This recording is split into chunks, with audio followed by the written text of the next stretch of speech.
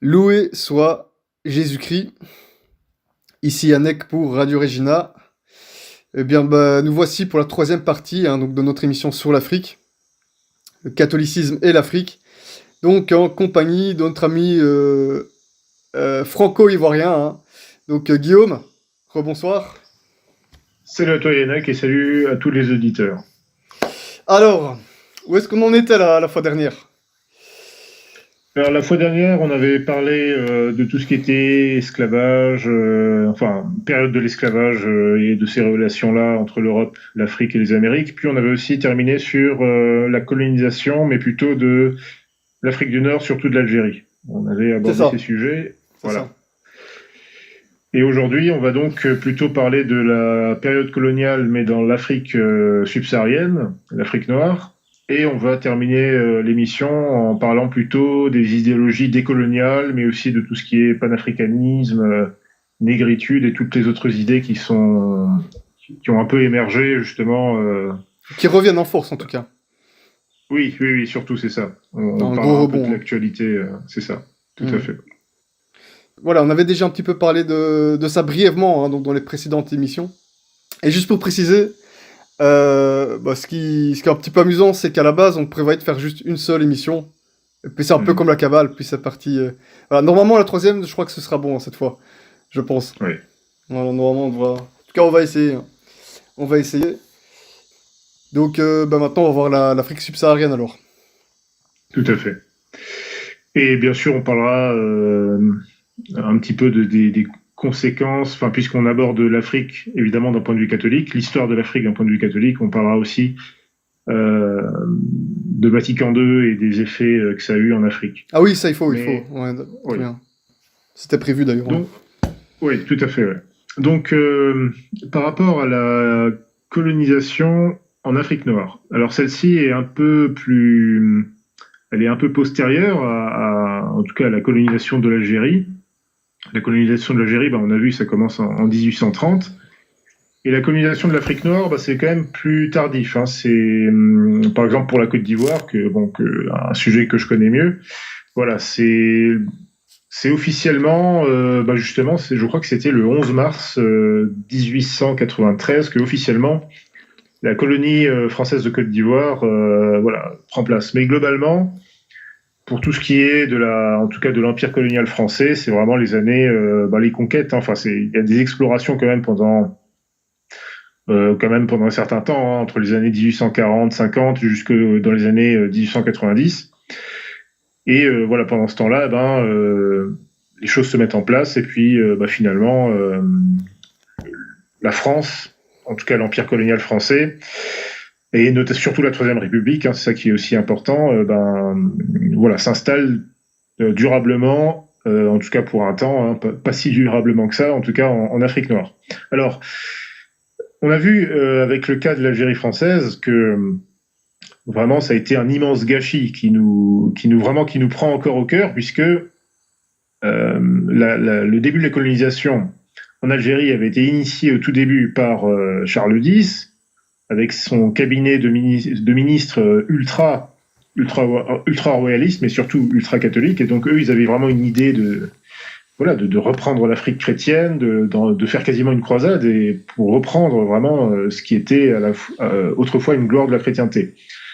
Et on a vu que tout ce projet a été complètement fichu en l'air, bien sûr, par d'abord les libéraux, hein, de Louis-Philippe, puis ensuite les révolutionnaires, Louis-Napoléon, puis surtout après la Troisième République, qui vraiment là a diffusé complètement toutes ces idéologies.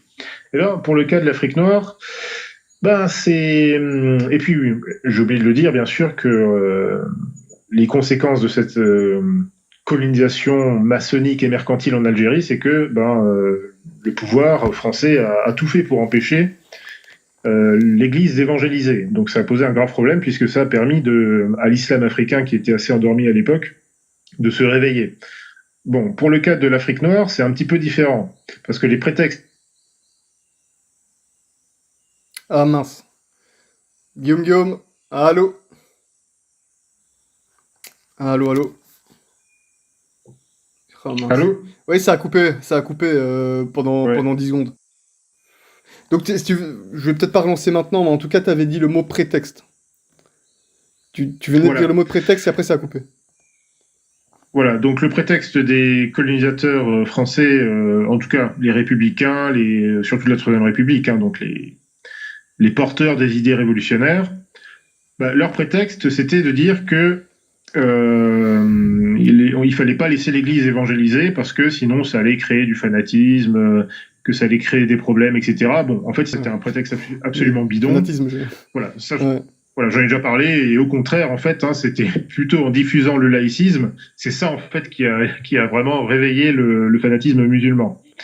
Alors, pour le cas de l'Afrique Exactement. noire, évidemment, la politique coloniale française est un peu différente, puisque là, ils se disent, bon, on a affaire à des masses qui sont quand même relativement peu islamisées, en tout cas, en dessous en dessous du Sahel, vous ne trouvez plus vraiment de population musulmane. Voilà, vraiment tout ce qui est la côte de l'Afrique, de l'Afrique de l'Ouest, le golfe de Guinée. Voilà, c'était à l'époque des populations essentiellement animistes, donc païennes en fait. Donc là, effectivement, la Troisième République avait une politique un peu plus, voilà, un peu plus relaxe vis-à-vis de l'Église. Mais par contre, tout aussi cynique, parce que de la même façon qu'en Algérie, eh ben, je l'ai bien dit la dernière fois que la République n'hésitait pas à se servir un peu cyniquement de l'Église, hein, tout en la persécutant, mais en se servant un petit peu pour faire sa propagande patriotique et aussi surtout pour ne pas avoir à dépenser au début trop d'argent pour faire des écoles, des dispensaires. Eh bien, c'est exactement pareil que ça s'est passé. Ah, c'est des filous, hein. Ah bien sûr, ça s'est passé de la même façon en Afrique de l'Ouest.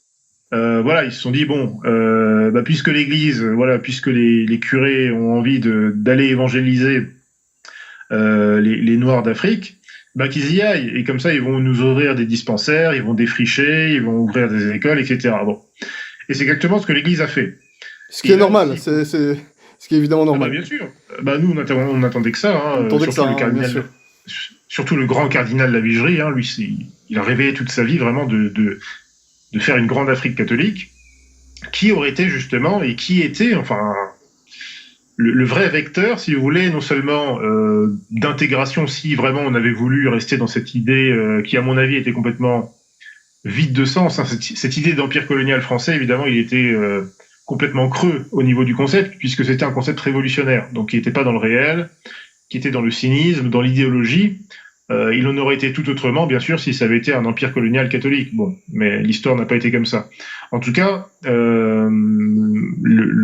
est clair que voilà, pour l'Église, eh bien, pour le cardinal Lavigerie et pour tous les autres prélats qui se sont occupés de l'Afrique, eh bien, voilà, c'était vraiment de catholiciser l'Afrique.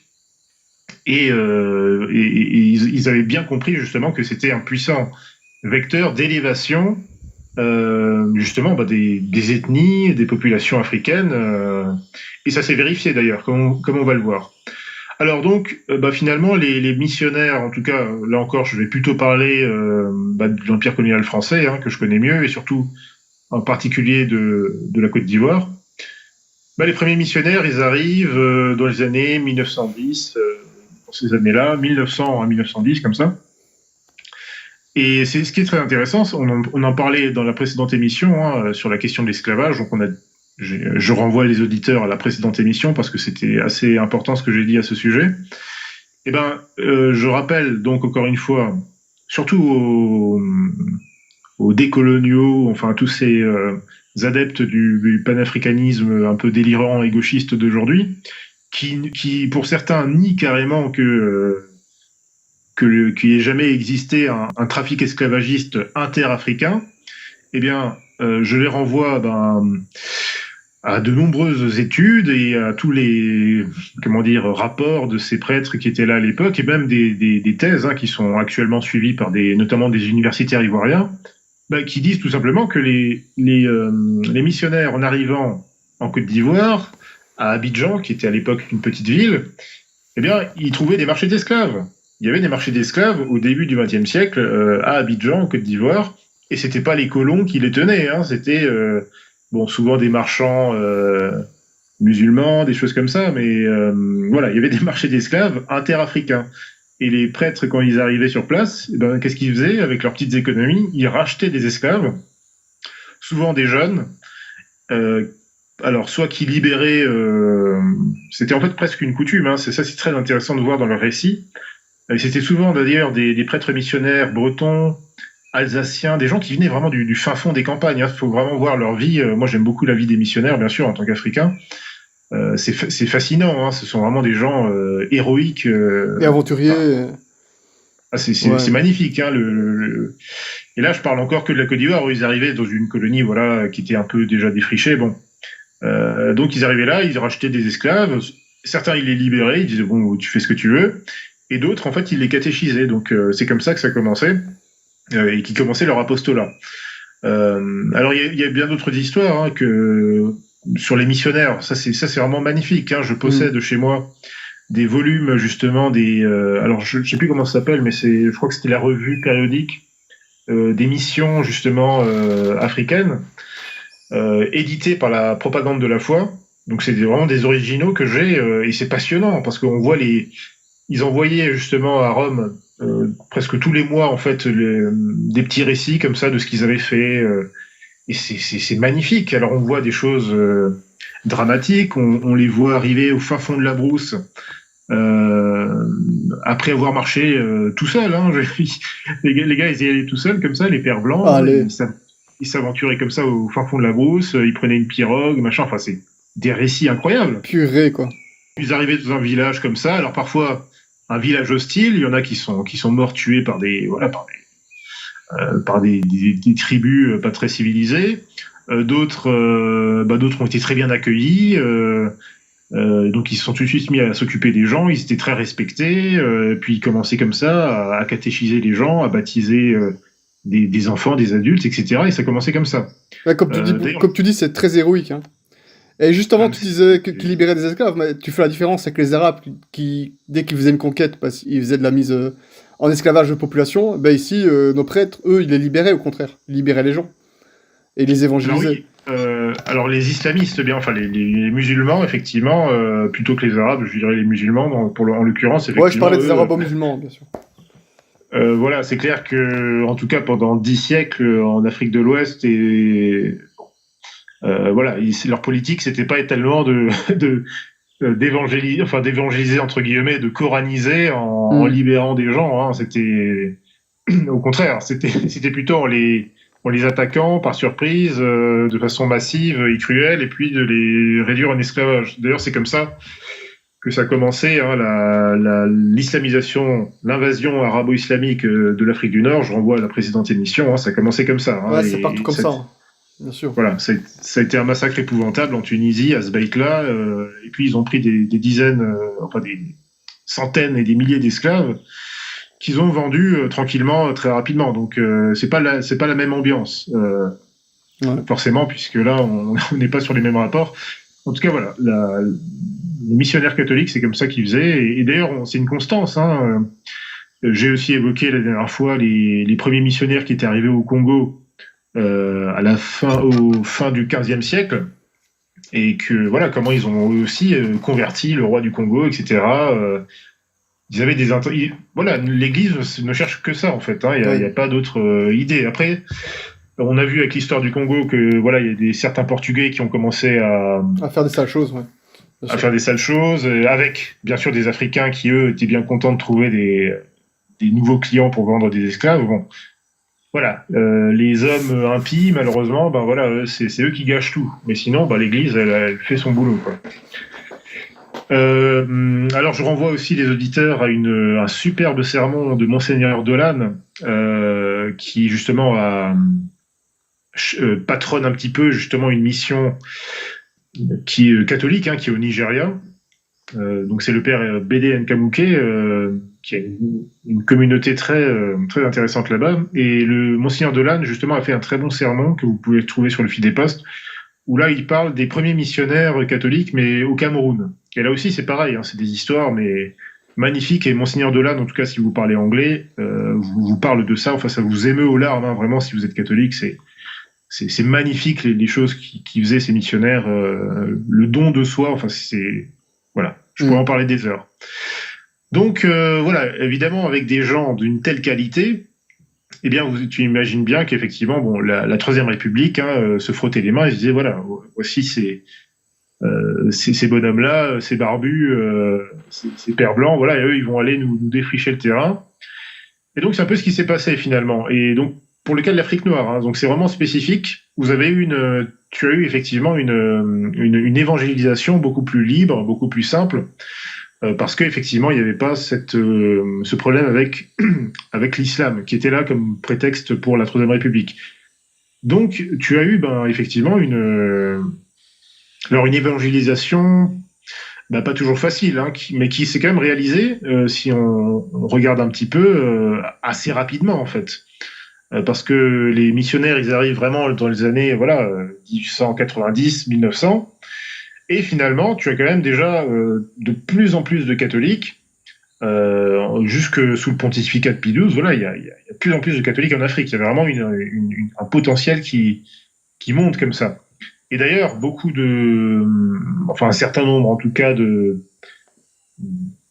grandes personnalités africaines, ouest-africaines, qui vont plus tard justement tourner leur veste et en tout cas jouer un rôle dans les mouvements décoloniaux, l'indépendance et tout ça. Bon, par exemple, en Côte d'Ivoire, on a quelqu'un comme Félix Houphouët-Boigny, qui vient de l'ethnie des Baoulés, hein, donc c'est les Akans, et qui a été le premier président de la Côte d'Ivoire indépendante. Bon, il a été élevé en tant que catholique dans sa jeunesse, et il a toujours gardé justement alors une certaine affection, on va dire, même si malheureusement c'était quelqu'un qui était aussi très indifférentiste et un peu syncrétiste. Donc ça, je parlerai aussi, c'est un problème chez les Africains, le syncrétisme. Mais en tout cas, Félix Houphouët-Boigny, par exemple, il faut savoir que l'hymne ivoirien a été écrit par un père, un prêtre ivoirien. Alors, ça s'appelle Salut aux terres d'espérance, hein, c'est l'hymne ivoirien, et il y a vraiment pas mal de thèmes chrétiens, effectivement, là-dedans. Tout ça pour dire que, dans le cas de la Côte d'Ivoire, là encore, malheureusement, si nous avions eu effectivement une France catholique à l'époque de la colonisation, on aurait pu faire des choses encore meilleures. Mais après, c'est vrai que l'Afrique noire, c'est vraiment particulier parce que, d'un autre côté, donc bien sûr, il y a l'empire colonial français, mais il y a aussi l'empire colonial belge. Il y a aussi les Allemands qui étaient un petit peu en Namibie, je crois, et un petit peu au Cameroun. Il y a bien sûr les Anglais, hein, bien sûr, l'Empire britannique qui a eu aussi pas mal de possessions. Et il y a eu d'autres expériences assez originales, notamment le Liberia.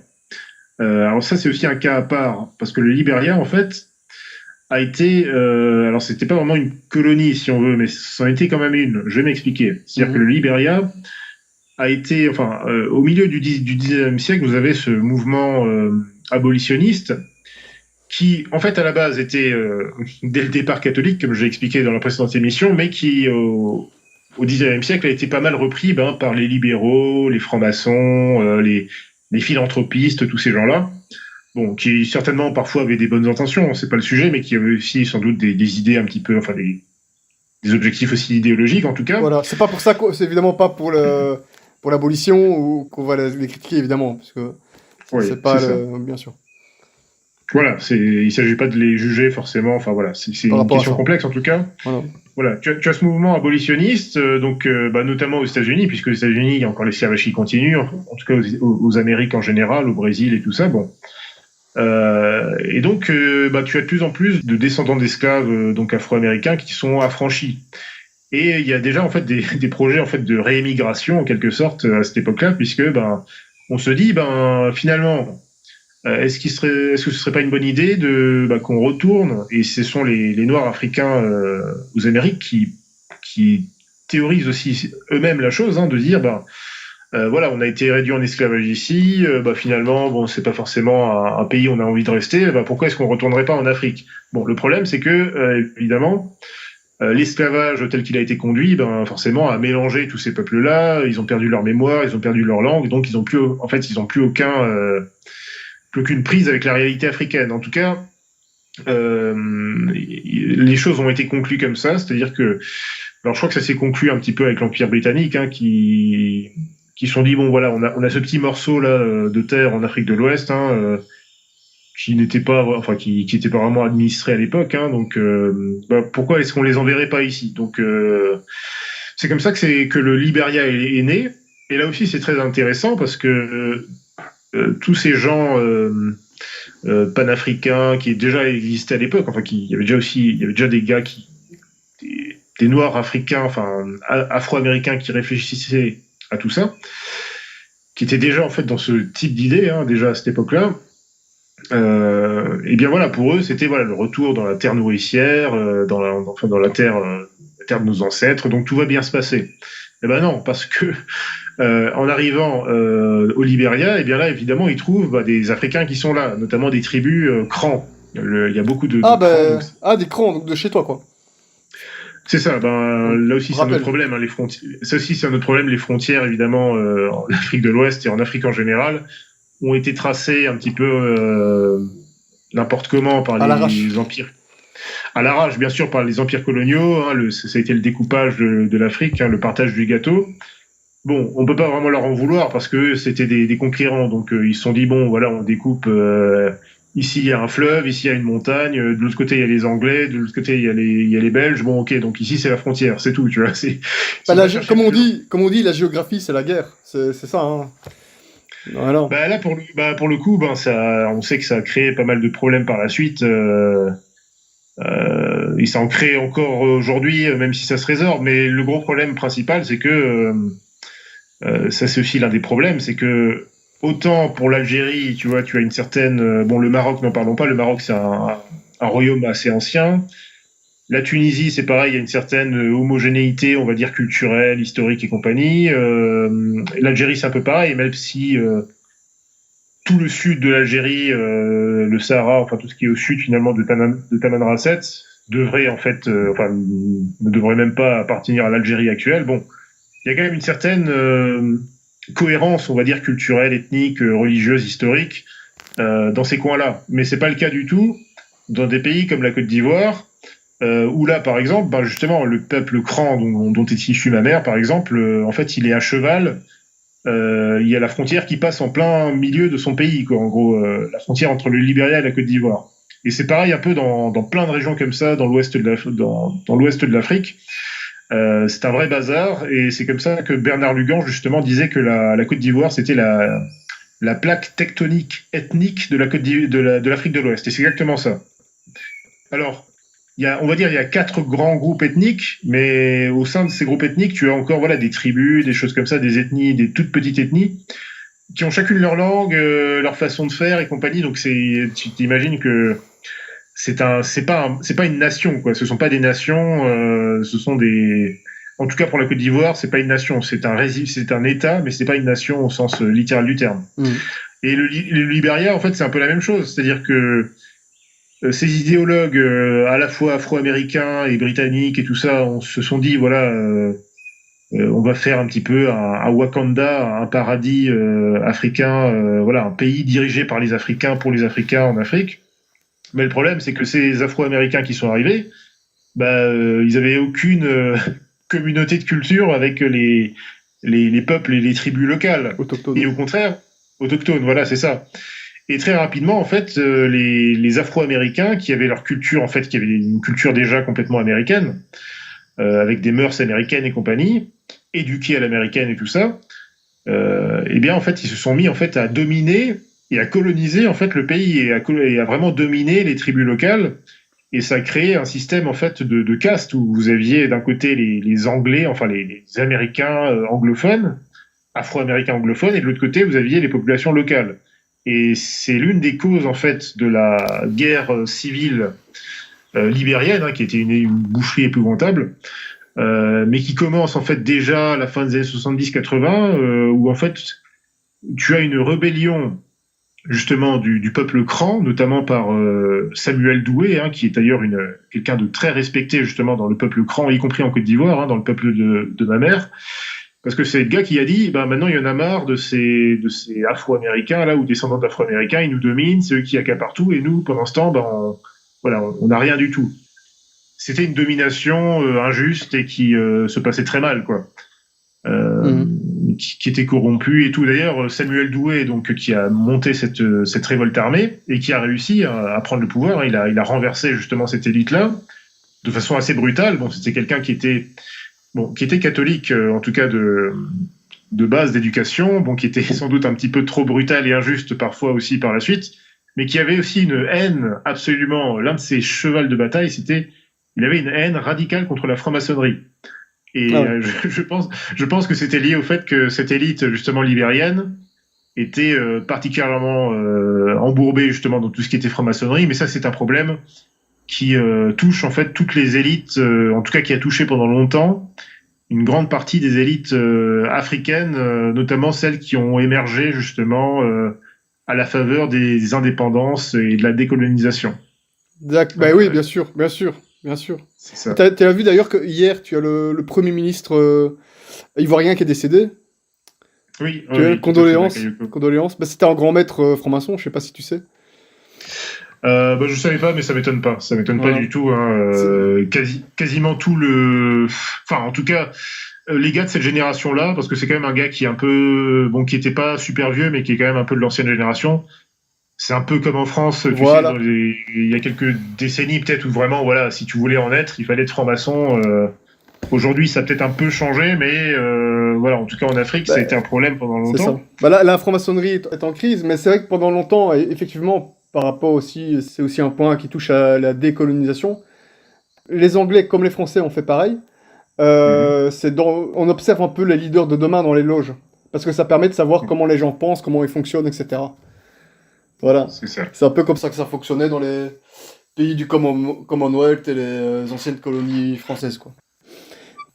Tout à fait, ouais. Et d'ailleurs, puisqu'on parle de franc-maçonnerie, j'ai oublié de préciser que il y a quand même une chose intéressante, parce que les gens ignorent, déjà beaucoup de Français ignorent justement toute l'emprise, en tout cas idéologique, qu'a eu la maçonnerie sur la colonisation que nous dénonçons, c'est-à-dire la colonisation non catholique et voire anti-catholique qui a été menée par Louis-Philippe, le Second Empire, surtout la Troisième République.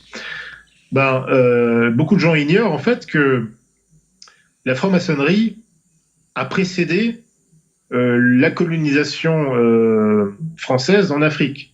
C'est très intéressant. Et là, je renvoie aux travaux de Xavier Iacono, qui est un franc-maçon, un historien de la franc-maçonnerie, notamment en Afrique, et qui a écrit plusieurs livres alors, sur la franc-maçonnerie en Algérie, mais aussi sur la franc-maçonnerie dans ses rapports justement avec l'histoire de l'Afrique et de l'Europe. Et il montre justement dans ses bouquins, c'est très intéressant qu'en fait, les francs-maçons étaient déjà représentés, avant même que les explorateurs coloniaux français arrivent. Les francs-maçons avaient déjà des comptoirs coloniaux, enfin des comptoirs commerciaux, un petit peu partout sur le golfe de Guinée. Ils avaient déjà des réseaux commerciaux, et d'ailleurs on le voit aussi déjà dans surtout à partir du XVIIIe siècle, c'est vraiment le siècle où la franc-maçonnerie se forme et se développe. Dans tous les réseaux, on va dire de l'esclavagisme, que ce soit en Grande-Bretagne et en France, il y a aussi beaucoup de francs-maçons là-dedans qui se mettent parce que forcément par la structure de ce réseau qui est pas seulement dans la spéculation et dans l'ésotérisme et tous ces trucs-là, c'est aussi bien sûr un réseau d'affaires, de manigance, de magouilles.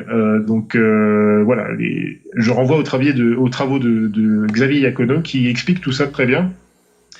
Et donc, quelque part, les francs-maçons ne pouvaient en fait que favoriser en quelque sorte cette colonisation qui, encore une fois, était accomplie essentiellement pour des buts purement mercantiles. Et je ne dis pas qu'en tant que catholique, en tant que catholique, moi, j'ai aucun problème avec la colonisation. Je veux dire, nous sommes des c'est pas illicite. Autant l'esclavage est illicite, autant la colonisation ne l'est pas, pourvu que les raisons qui motivent cette colonisation soient justes et bonnes.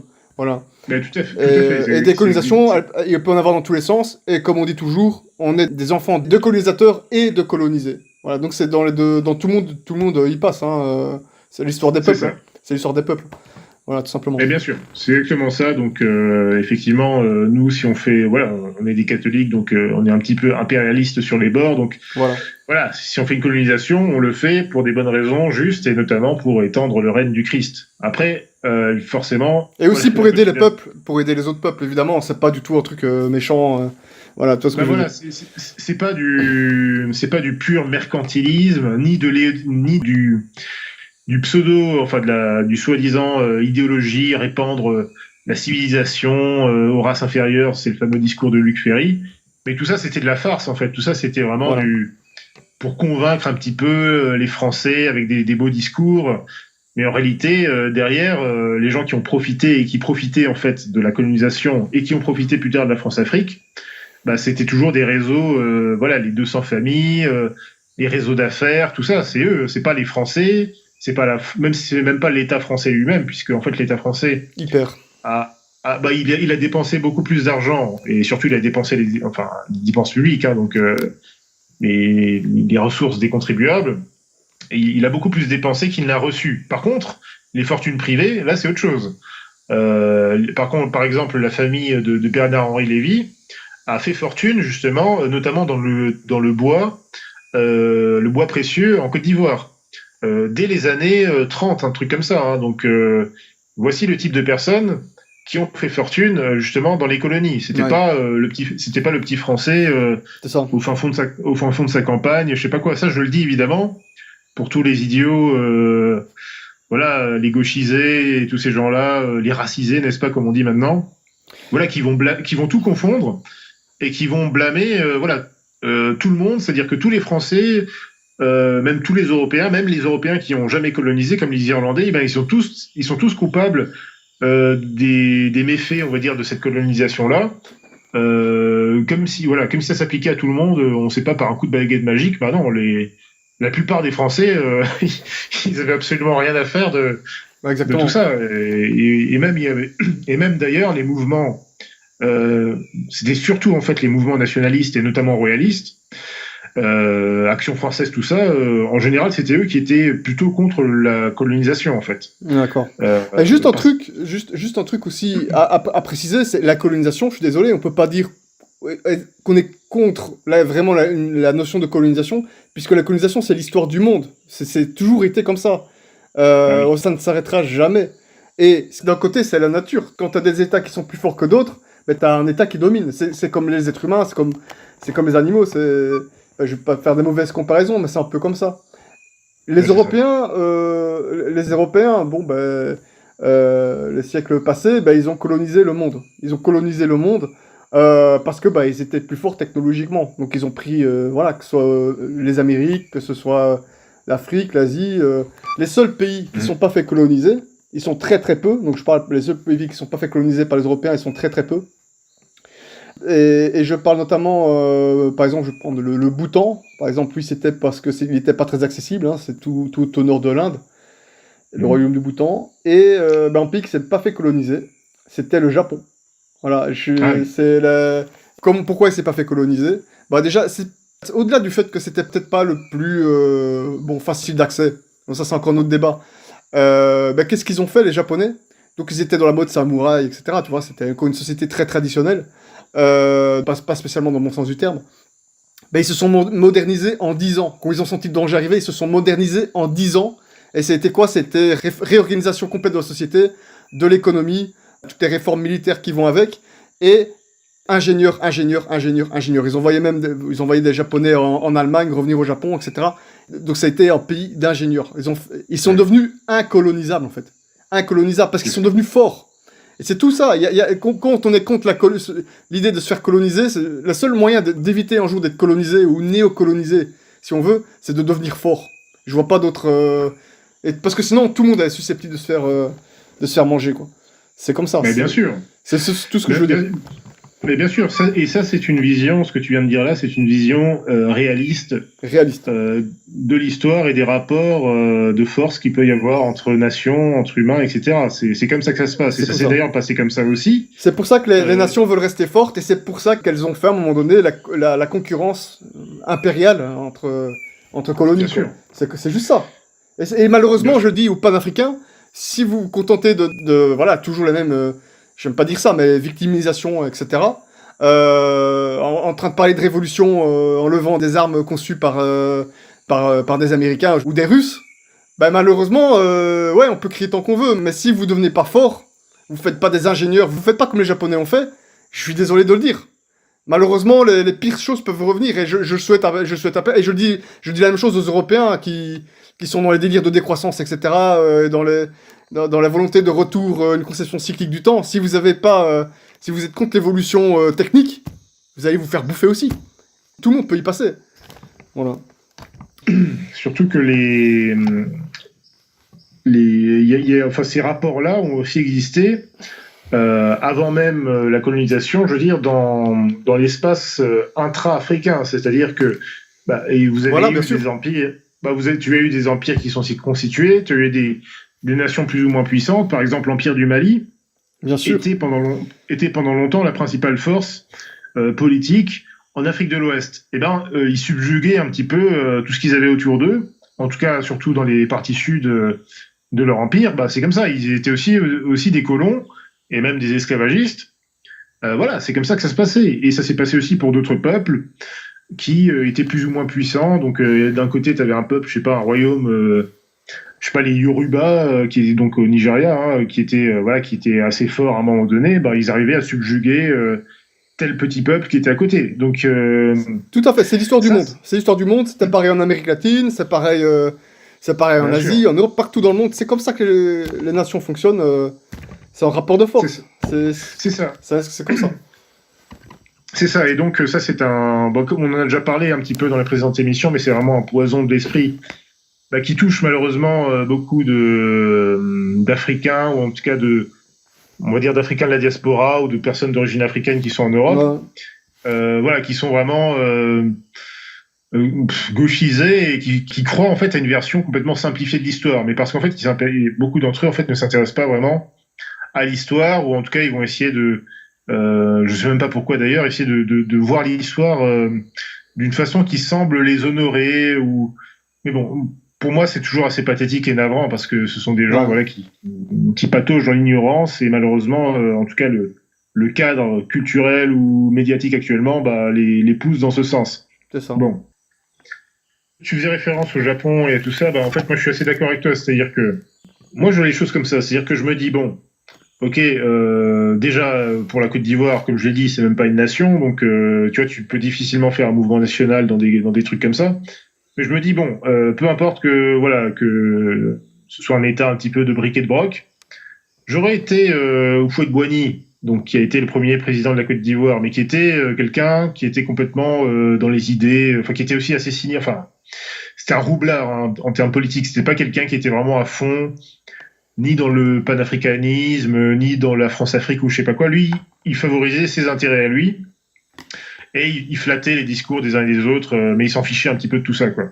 Mais le problème que tu poses, et qui s'illustre bien avec la Côte d'Ivoire, c'est que lui, il s'est dit, bon, j'ai affaire ici vraiment à l'État post-colonial par excellence, donc un État en fait qui est composé un petit peu n'importe comment. Il n'y a pas vraiment de communauté de vue dans ce peuple-là. Donc en fait, comment élever ce peuple? Comment justement arriver à une espèce de cohérence culturelle, ethnique et tout ça, qui est nécessaire, par exemple, qui était nécessaire au Japon, pour justement avoir cette conscience de se dire bon, voilà, nous sommes une nation, nous sommes une nation ancienne, etc. Nous sommes établis là, mais nous avons du retard par rapport à une menace extérieure.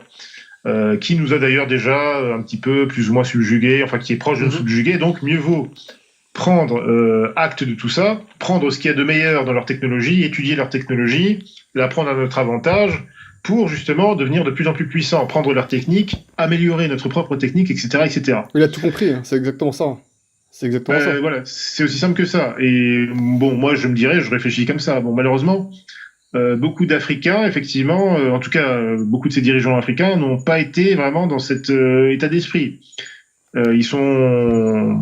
Alors, encore une fois, je vais pas plutôt parler de la Côte d'Ivoire, mais je donnerai aussi le cas d'autres pays de la région. Lorsque tu as eu la décolonisation, bon, tu avais déjà forte présence française qui était là, des industries, des trucs, des ports et tout ça, bon, qui avaient été développés bien sûr par les Français.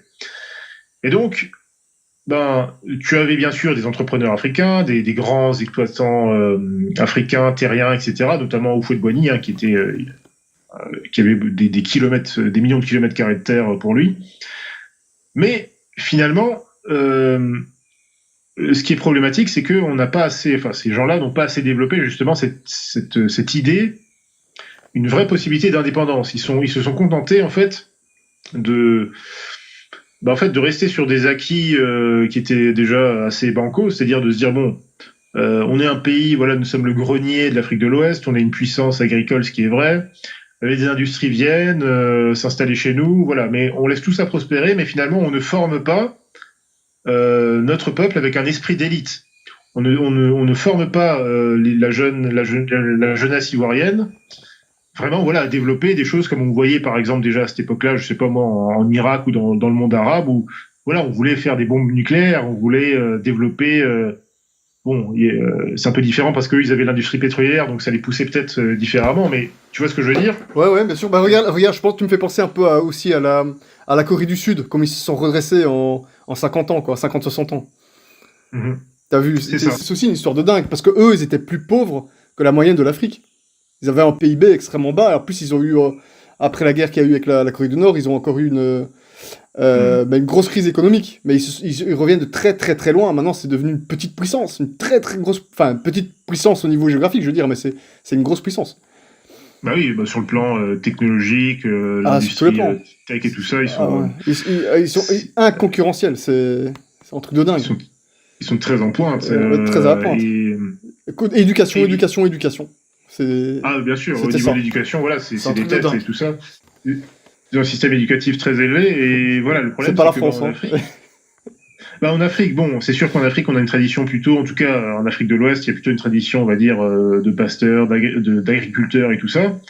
Mais néanmoins, en tant que chef d'État, bon, on aurait pu penser que à cette époque-là, ils auraient compris un petit peu bah, qu'il fallait développer justement, voilà, des moyens de développer une puissance industrielle, des choses comme ça. Alors, certains disent, enfin moi c'est ce que j'ai entendu pendant toute ma jeunesse, quand j'allais justement souvent à des cercles de parlotte, de comment dire, entre Africains ou Européens qui étaient intéressés par l'histoire de l'Afrique. Bon, on me disait toujours, voilà, c'est la faute de la France-Afrique, c'est la faute de la France qui a toujours voulu, comment dire, empêcher le développement de l'Afrique et tout ça. Mais pour moi, c'est une théorie qui est un peu bizarre, mais qui rejoint un peu ce que on disait tout à l'heure. C'est-à-dire comment ça se fait que ces pays, comme la Corée du Sud ou d'autres en Asie, Mais oui, ou même d'autres mais ou oui. même d'autres dans le monde arabe, ben ils ont quand même réussi à se développer d'une façon ou d'une autre. Ou en Inde, n'importe où, là, on parle pas de néocolonisation dans ces pays-là. C'est quand même curieux. Alors, c'est vrai qu'il y a eu, c'est vrai qu'il y avait un dilemme à cette époque-là, un dilemme important. C'était que, en gros, il n'y avait pas énormément de choix parce qu'à un moment donné, bon, vous êtes une nation, voilà, vous êtes une nation d'agriculteurs, très bien, mais voilà, il faut bien que vous demandiez à des ingénieurs, à des gens de venir Oui, pour voilà. vous aider à faire tout ça. Bon, alors il y avait la France, bien sûr, qui a joué son rôle, mais qui était voilà, qui s'occupait aussi de développer, de favoriser, on va dire, des intérêts privés.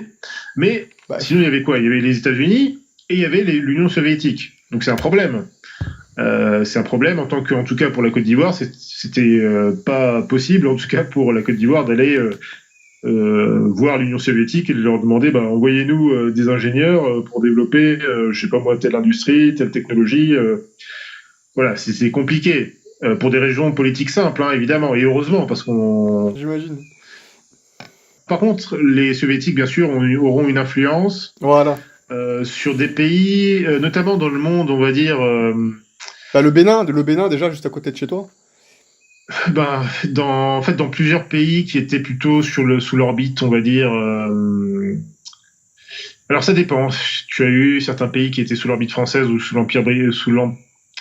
l'emprise britannique, mais alors c'est pas forcément une influence, on va dire, tout à fait directe des soviétiques, mais en tout cas, tu as eu un certain nombre Allô? Allô? dans des idées. Allô? Ça a coupé.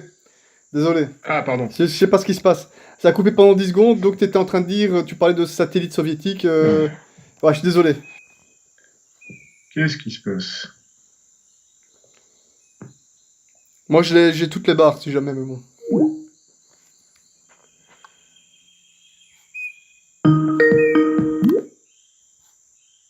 Ouais, Ouais, voilà. ok. Donc, je sais plus trop où t'en étais, hein. Tu venais de parler Oui, des pays qui sont sous satellite soviétique. c'est ça. Donc, les soviétiques donc, avaient bien sûr leur politique à eux en Afrique et un certain nombre, effectivement, de militants, en tout cas, bon, souvent des militants isolés, mais quand même, il y a eu un certain nombre de militants indépendantistes qui ont reçu cette influence. Mais par contre, c'est vrai que cette influence n'a jamais été forcément très efficace sur des pays eux-mêmes ou sur des gouvernements tout entiers. Parce que tout simplement, ces gouvernements-là, soit étaient sous l'influence directe de la France, et d'autres, en fait, avaient aussi, alors bien sûr, il y avait aussi les États-Unis qui étaient sur place avec leurs agents pour veiller au grain, parce qu'ils n'avaient pas envie non plus Mais que... bien sûr. Regarde ce qui s'est passé au Congo. RDC. Ah bah tout à fait, c'est exactement ça. Hein. Ils n'avaient pas envie que le marxisme se développe en Afrique, donc ils avaient aussi leur jeu politique là. Mais bon, tout ça, faudrait peut-être que j'en parle plus tard. En tout cas, je voulais revenir sur cette question justement du développement et pourquoi en fait, c'est beaucoup de ces chefs d'État, en fait, voilà, ont eu une attitude finalement vraiment très laxiste en fait. Et je dis pas que c'était forcément la caricature, on va dire, du chef d'État complètement corrompu. C'était pas tout à fait le cas d'Houphouët-Boigny. Alors bien sûr, il avait formé une caste autour de lui. Il faut savoir qu'il a été élu président à vie, hein, et il a été président depuis l'indépendance jusqu'à sa mort. Et c'était le régime du parti unique à ce moment-là, pendant toute cette période-là. Mais ce qui est intéressant, c'est que à la fois, il a essayé de développer une espèce de pseudo, parce il a été député français à une époque, hein, à l'époque où il y avait encore l'Empire. Il a été éduqué vraiment à Paris, avec toutes ses idées jacobines et compagnie. Donc lui, il s'est dit, je ne vais pas me casser la tête. Je vais instaurer une espèce de pseudo-patriotisme complètement vague, voilà, qui va convenir à tout le monde, hein, qui va convenir à toutes les ethnies, à toutes les confessions, aux païens, aux chrétiens, aux musulmans. Et ça ira bien comme ça. Et en fait, c'est allé bien comme ça parce que jusque dans les années 80-90, un pays comme la Côte d'Ivoire, qui reste encore aujourd'hui l'une des principales puissances économiques en Afrique de l'Ouest, Ouais. qui est vraiment le cas emblématique, hein, c'est pour ça que je parle aussi de la Côte d'Ivoire, bah, jusque dans les années 80, il va connaître un boom économique. Enfin, ça va très bien marcher. Il y a les touristes qui viennent. On vient tourner les bronzés sur les plages de Côte d'Ivoire, sur les superbes plages de Côte d'Ivoire. Le café cacao, ça marche à fond les ballons. Les banques, les industries viennent. Ça marche très bien. Le problème, c'est que, et c'est là où on voit aussi les limites, hein, justement, de cette question du développement, c'est qu'en fait, c'était un faux développement. C'était juste, en fait, attirer des capitaux. Mais tout ça, c'était superficiel, parce que derrière, tu as une population qui est sur place et qu'on n'éduque pas, ou on n'éduque pas, même pas à essayer tu vois, de lui créer un espèce de roman national. Il aurait fallu au moins essayer vraiment tu vois, de monter un roman national qui, à mon avis, aurait dû être notamment fondé sur la foi catholique, puisque Houphouët-Boigny était quand même baptisé, donc ça, c'est aussi un grave manquant, une grave faute de sa part. Mais bon. Et ce qui s'est passé, en fait, se résume et ça concerne vraiment toute l'Afrique de l'Ouest, hein, et cette période décoloniale, se résume en une rencontre entre Houphouët-Boigny et Kwame Nkrumah. Kwame Nkrumah, c'était le voisin, c'était le dirigeant du Ghana. Donc le Ghana, c'est juste à côté de la Côte d'Ivoire. Et le Ghana avait reçu son indépendance, donc je crois en 58, 2 ans avant la Côte d'Ivoire. Et le Ghana était sous hégémonie, on va dire, britannique, hein, à l'époque coloniale. Mais Kwame Nkrumah, c'était vraiment quelqu'un qui était, contrairement à Houphouët-Boigny, qui était vraiment à fond dans les idées panafricanistes, mais pas seulement, c'était vraiment un nationaliste. Et donc, cette colonie qui s'appelait la Côte d'Or, la Golden Coast, eh ben, il va la renommer le Ghana, même si le Ghana, en fait, n'avait pas de rapport avec là géographiquement, parce que le Ghana, en fait, c'était l'ancien empire du Mali. Mais Kwame Nkrumah, en tant que nationaliste, il s'est dit très vite, ce pays va s'écrouler parce qu'il y a plein de composantes ethniques et compagnie, si je ne crée pas en fait une espèce de roman national qui va essayer de réunir tout le monde, un espèce de nationalisme un peu artificiel, mais qui va quand même réunir un peu ce peuple dans une même cause. Et on voit très bien que, et c'est ça aussi, je vais en venir à cette question du développement en fait. Donc dans les années, je crois 70, quelque chose comme ça, ou fin des années 60, Kwame Nkrumah rencontre Houphouët-Boigny et ils se lancent un défi. Ils se disent, on va voir dans 10 ans lequel de nos pays, de nos deux pays, sera le plus en avance à tous les points de vue. Mhm. Alors bien sûr, Houphouët-Boigny a certainement jubilé parce que bon, Kwame Nkrumah est mort entre temps, mais bien sûr, la Côte d'Ivoire, on l'appelait à l'époque l'un des dragons, voilà, de l'Afrique parce que voilà, ça marchait à fond hein, au niveau économie. Moi, j'avais encore des posters quand j'étais gamin de la propagande pour venez en Côte d'Ivoire, la savane, les éléphants, et c'était vraiment un paradis. Moi, je me souviens, j'ai encore connu cette Côte d'Ivoire-là quand j'étais enfant, quand j'étais au collège hein, en Côte d'Ivoire. Je suis né en France, j'ai grandi en France, mais j'étais 3 ans au collège en Côte d'Ivoire. J'étais au lycée français. Il y avait vraiment encore une ambiance, un petit peu comme dans les films, tu sais, coloniaux de l'époque. C'était vraiment, il y avait une certaine sécurité, tout allait bien. Enfin, les gens étaient complètement différents d'avec maintenant. Hein. C'était vraiment, tu avais les militaires français qui étaient là, qui se baladaient. Enfin, c'était vraiment, il faisait bon vivre. Et puis tout d'un coup, paf, on ne sait pas d'où ça sort. D'un coup, tu as un coup d'État, et là, ça part en vrille. Et moi, il m'a fallu quelques années pour comprendre que effectivement, ça ne pouvait que se passer comme ça. C'est-à-dire que la Côte d'Ivoire a vivoté en fait sur ses acquis comme ça, hein, parce que dont j'ai parlé, mais le Ghana, eh ben lui, à la fin des années 70, il fait une guerre civile. En fait, il fait pas seulement une guerre civile, il fait une révolution nationale.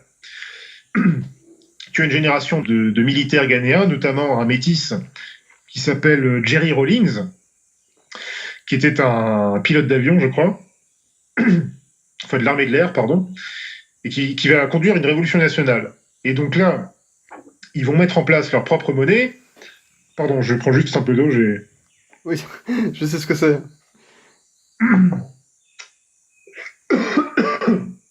Là, pardon. Donc bref, donc Jerry Rawlings fait cette révolution nationale, le Ghana crée sa propre monnaie. Alors certes, le Ghana, donc par rapport au pari qu'il y a eu entre Kwame Nkrumah et Boigny, bah finalement, le Ghana a certes vécu des périodes difficiles au début, mais aujourd'hui, le Ghana, c'est un pays qui est uni, c'est un pays qui prospère sur le plan économique, c'est un pays où il y a une industrie qui se crée, mais vraiment une industrie où ils ont des marques de voitures hein, ghanéennes qui se développent, des choses qui sont assez uniques en Afrique. Ah ouais. Et pendant ce temps, bah, la Côte d'Ivoire, en fait, alors chez nous, c'est toujours la même chose. Hein, nous, on est un pays de commerçants. Donc voilà, il y a l'immobilier, il y a des restaurants partout. Nous, c'est ça, c'est le commerce, c'est le business. Mais derrière, t'as pas vraiment de développement intrinsèque. D'accord, l'industrie Ivoirien, quoi. tu vois. Ouais. Tu vois, c'est la vitrine. Les Ivoiriens ne développent pas, je sais pas, des satellites. Ils développent pas de la haute technologie. Ça commence un petit peu, mais je veux dire, c'est ridicule par rapport à ce qui se fait autre part.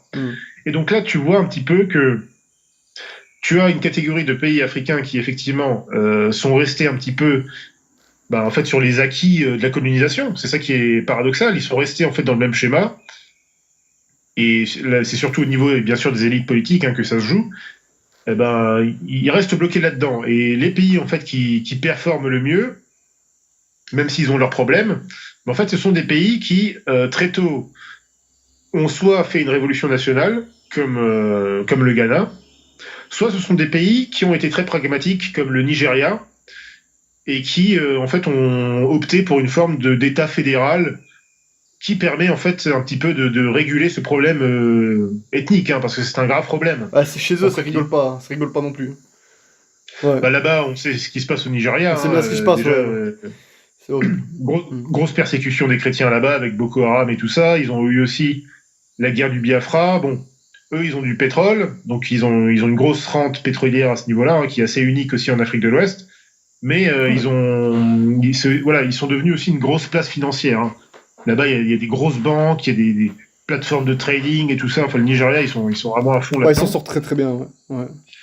Voilà, le Nigeria, c'est vraiment un pays particulier parce que c'est à la fois très dangereux, Surtout au nord. très, surtout au Ouais. nord, bien sûr, Bien sûr. mais en même temps, ce sont des gens qui sont vraiment vachement ouverts sur le monde, qui sont très dynamiques niveau business, tout ça. Très solidaire Euh, aussi, il paraît. Bah après, ça dépend des ethnies parce que Ouais, peut-être pareil, aussi.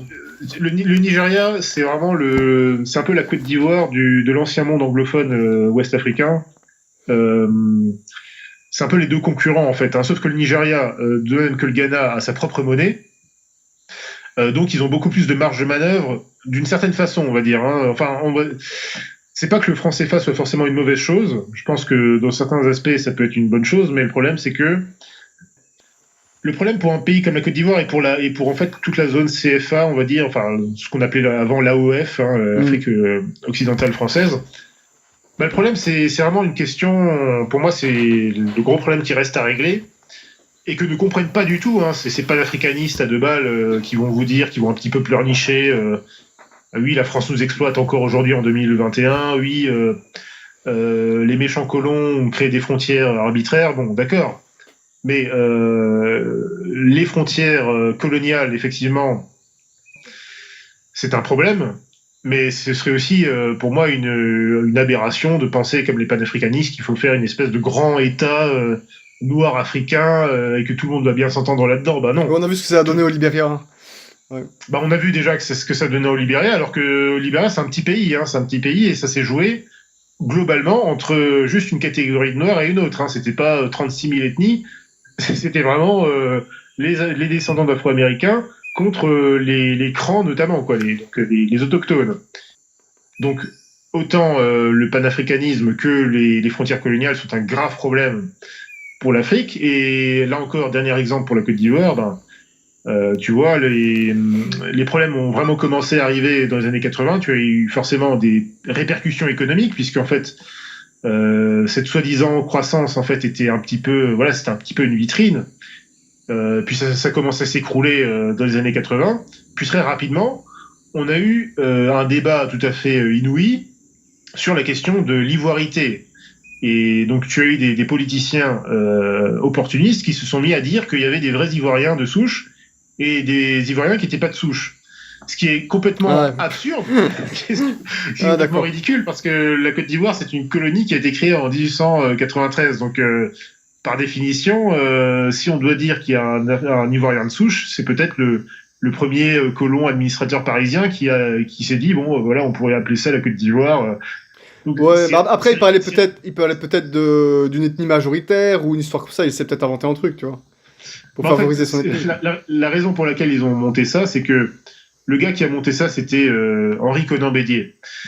Et à l'époque, comme en fait, comment s'appelait-il, Houphouët-Boigny venait de mourir, Houphouët-Boigny avait deux poulains, on va dire. Il avait Henri Conan Bédier qui était de la même ethnie que lui, donc les Baoulés. Il faut savoir qu'en Côte d'Ivoire, ça se passe comme ça. C'est-à-dire que pendant tout le règne d'Houphouët-Boigny, c'était majoritairement des Baoulés qui étaient dans les cercles de pouvoir.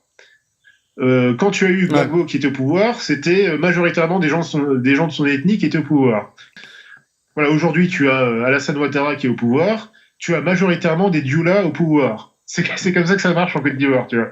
Et dans beaucoup de pays d'Afrique, c'est comme ça, c'est une politique tribale ethnique. C'est-à-dire que si tu veux voilà, te maintenir au pouvoir, ben, voilà, tu favorises les gens de ta région, parce que souvent, voilà, ça va être les gens avec qui tu as du réseau, voire avec qui tu as des affinités familiales, etc. Voilà, c'est les gens les moins susceptibles de te trahir, pense-t-il, évidemment, parce que c'est pas aussi simple, mais c'est juste pour te dire un peu l'ambiance. Et donc, tu as eu cette rivalité entre ces deux poulains du président défunt Houphouët-Boigny. Donc, tu avais Henri Conan Bédier et Alassane Ouattara, à l'époque déjà. Et en gros, Alassane Ouattara étant un Dioula. Donc, les Dioula, voilà... en gros, les Dioula, ce sont les gens qui sont au nord de la Côte d'Ivoire, sauf que tu trouves aussi beaucoup de Dioula en Guinée et au Mali. Et donc, Henri Conan Bédier a dit, ouais, mais vous voyez, en fait, ce mec, Alassane Ouattara, c'est pas un vrai Ivoirien. En fait, c'est un Malien ou c'est un Burkinabé. Mais le truc, c'est que Henri Conan Bédier, lui-même, c'est un Akan. Or, les Akans, tu en retrouves non seulement en Côte d'Ivoire, mais aussi au Ghana. Donc, on aurait pu lui dire la même chose. Donc, en fait, c'est parti de là. Tu vois, ça n'avait aucun sens, hein, je veux dire. ethniquement, historiquement parlant. Mais ça a été utilisé politiquement. Ça a été repris ensuite par Gbagbo. Mais tous ces gens-là étaient en fait des profiteurs politiques. Et ça a créé évidemment des morts. Hein. Tu as eu des gens qui ont vraiment cru à tout ça, donc des gens qui se sont battus, des gens qui attaquaient un autre parce qu'ils étaient de telle ethnie. Et c'est comme ça que, en fait, c'est en fait comme ça que la guerre civile a commencé, hein, tout simplement. Donc tu vois un peu le type de problème Super le panafricanisme. Hein. Voilà, là du coup, il n'a pas été très efficace, hein, parce que rien que sur un petit pays comme la Côte d'Ivoire, qui n'est pas un pays énorme géographiquement, voilà, l'unité noire, Black Lives Matter et tout ça, je peux te garantir que moi, en tant qu'Africain, voilà, il y a pas de ça, tu vois. C'est comme partout, hein. C'est comme partout, en fait. L'homme est un loup pour l'homme, hein. Toujours, tu vois ce que je veux dire. Mais c'est ça, et c'est ça c'est la réalité des choses. Alors maintenant, forcément, tu as cette réaction panafricaniste à ces choses-là. Mais bon, on va le voir maintenant que cette réaction, bon, évidemment, elle part dans tous les sens et surtout, elle s'échappe complètement du réel. Alors, déjà, il faut voir que tu as plusieurs racines, si tu veux, dans ce mouvement. Parce qu'en fait, c'est un mouvement qui est vraiment difficile à saisir. Hein. Tu as plusieurs écoles. Bien sûr. Après, c'est comme partout, c'est comme voilà, exactement. C'est comme dans toute mouvance. Hein. Ouais. C'est comme le pan-européisme. Bon, tu vois, on pourrait dire. Moi, je pourrais dire aussi, dans une certaine mesure, en tant que catholique, voilà, que je suis un impérialiste catholique, donc je veux une Europe chrétienne, donc quelque part, je suis pan-européiste, mais je suis pas du tout un pan-européiste. Moi, c'est un empire mondial que je veux, moi. C'est pas pareil. Ou mondial, mais tu vois ce que je veux dire. Ouais. Notre vision des choses ne va pas du tout être la même chose que les païens là. Tu vois, les païens européistes là qu'on voit en ce moment, ça va pas être la même vision que les européistes un peu du genre Koudnov, Kalergi et tous ces gens-là. Bon, voilà. Donc t'as plusieurs écoles. Et donc avec le panafricanisme, en fait, ça a été pareil. Donc t'as plusieurs influences. Et voilà, alors on peut parler par exemple d'une influence intéressante. En tout cas, ça a été un courant intéressant qui joue quand même un rôle là-dedans. C'est le fameux courant, ce qu'on appelait la négritude. Alors en fait, c'était plutôt un courant littéraire et politique, ouais. Mais qui garde en fait une grande influence aujourd'hui. Hein, quand tu vois tous ces gauchistes là qui vous parlent voilà, de toutes ces théories postcoloniales, décoloniales et compagnie, ils vont souvent faire référence à ces gens comme Aimé Césaire, Léopold Senghor. Il y a qui encore? Il y a Guy Tyrolien, ces gens-là, Birago Diop et tous ces gens-là. Bon, tous ces gens-là étaient en fait des écrivains, des poètes. Certains d'entre eux sont devenus des politiciens.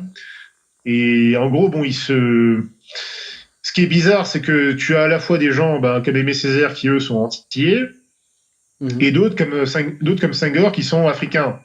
Bon, déjà là, on voit qu'il y a un problème il y a un problème entre guillemets parce que ces gens-là, en fait, on se sont dit, en fait, il y a une espèce de cause commune entre les Noirs de toutes les nations. En fait, non, c'est pas aussi simple que ça. Parce que l'Antillais n'a pas les mêmes problèmes, on va dire, historiques que l'Africain. L'Antillais a été réduit en esclavage pendant plusieurs siècles. Il vit aux Antilles, c'est aux Amériques. Et en fait, il partage un petit peu le même sort que les Afro-Américains qui ont aussi repris certaines de ses idées. Mais c'est pas du tout le même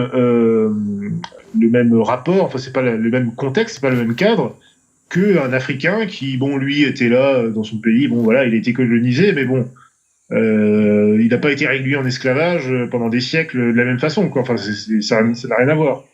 Donc déjà, avec ce mouvement négritude, t'as déjà un espèce de mélange des genres complètement idiot et qui est d'ailleurs beaucoup inspiré. Alors il y a des inspirations marxistes, des inspirations socialistes. Ouais, c'est exactement ça. Ils sont portés par une certaine gauche, ouais. Enfin par toute la gauche d'ailleurs. Mais bien sûr, ils vont être favorisés par tout ça. Bon. C'est ce qu'on appelle aujourd'hui le racialisme. Hein. Le racialisme qui tend à monter les noirs contre les blancs. C'est une nouvelle lutte des classes, quoi. Oui, c'est ça. C'est plus la lutte des classes, c'est la lutte des races. Mais bon, le problème, c'est que tout ça, évidemment, on l'a déjà dit, hein, ça occulte évidemment toutes les réalités complexes, aussi bien historiques que ethniques et compagnie. Donc, bon. Alors, ce mouvement, il va quand même garder une influence jusqu'à aujourd'hui, hein, dans tout ce qu'on appelle Alors, il y a aussi tout ce qu'on appelle le black nationalisme, donc le nationalisme noir, qui en fait prédate en fait le mouvement négritude. Hein. Le mouvement négritude, c'est vraiment plutôt les années 30, 40, 50, jusqu'aux années 60. Donc c'est vraiment voilà, c'est vraiment toute la génération voilà, de ceux qui vont vivre un peu l'indépendance, tout ça. Bon. Mais en fait, ça existait avant, et ça vient encore une fois, ça vient pas du tout d'Afrique, ça vient des États-Unis, ça vient de ces Afro-Américains qui effectivement, comme j'ai dit tout à l'heure avec l'histoire du Libéria, bah, ont été esclavagisés là-bas pendant un certain temps, mais qui sont formatés quand même à un contexte particulier qui est celui donc de l'Amérique, des États-Unis, hein, de la fédération, qui ont une vision des choses qui ne peut pas être la même que celle que les Nord-Africains, et même d'une certaine façon, n'est pas non plus la même que les Noirs ou les Afro-descendants antillais. Mais en tout cas, tu vas voir, avant même ce mouvement d'écriture, déjà dans les années 1830, 40, voilà, un certain nombre d'individus aux États-Unis qui vont commencer à développer un nationalisme noir. Et ça va donner naissance à d'autres courants. On peut parler, alors, il y a déjà aussi des personnalités hein, qu'on peut liées à ce mouvement donc, du nationalisme noir, notamment quelqu'un qui s'appelait William Dubois. Donc lui, c'était un Américain, hein, enfin c'était un descendant d'esclaves américains, qui a eu une grande influence, hein, vraiment, à la fois dans tout ce qui est négritude, black nationalisme, mais aussi dans tout ce qui est panafricanisme. C'est vraiment une figure assez importante. Mais effectivement, ce mouvement va donner lieu à plusieurs choses. Et là, je dois préciser quelque chose que j'ai observé en fait en étudiant ces mouvements-là. C'est que, comme dit Inès, enfin, il faut bien comprendre qu'en fait, ce panafricanisme, nationaliste noir, je le répète, il naît aux États-Unis. Il ne naît pas en Afrique. Évidemment. Mais... Or, on voit que les premiers gars qui ont lancé ces trucs-là, enfin qui ont lancé ces mouvements-là, bien souvent, étaient très inspirés par des mouvances protestantes qui, comme on le sait, sont hérétiques, voilà, c'est le libre examen, c'est l'interprétation de la Bible comme on veut, etc., etc. Ouais, voilà, exactement. De même que le KKK, Ku Klux Klan, nationalisme blanc. C'est un peu tout à fait. le même point de départ. Exactement, c'est ça qui est paradoxal. Hein. C'est un peu le diable qui se mord par la queue, et je crois qu'on en avait parlé.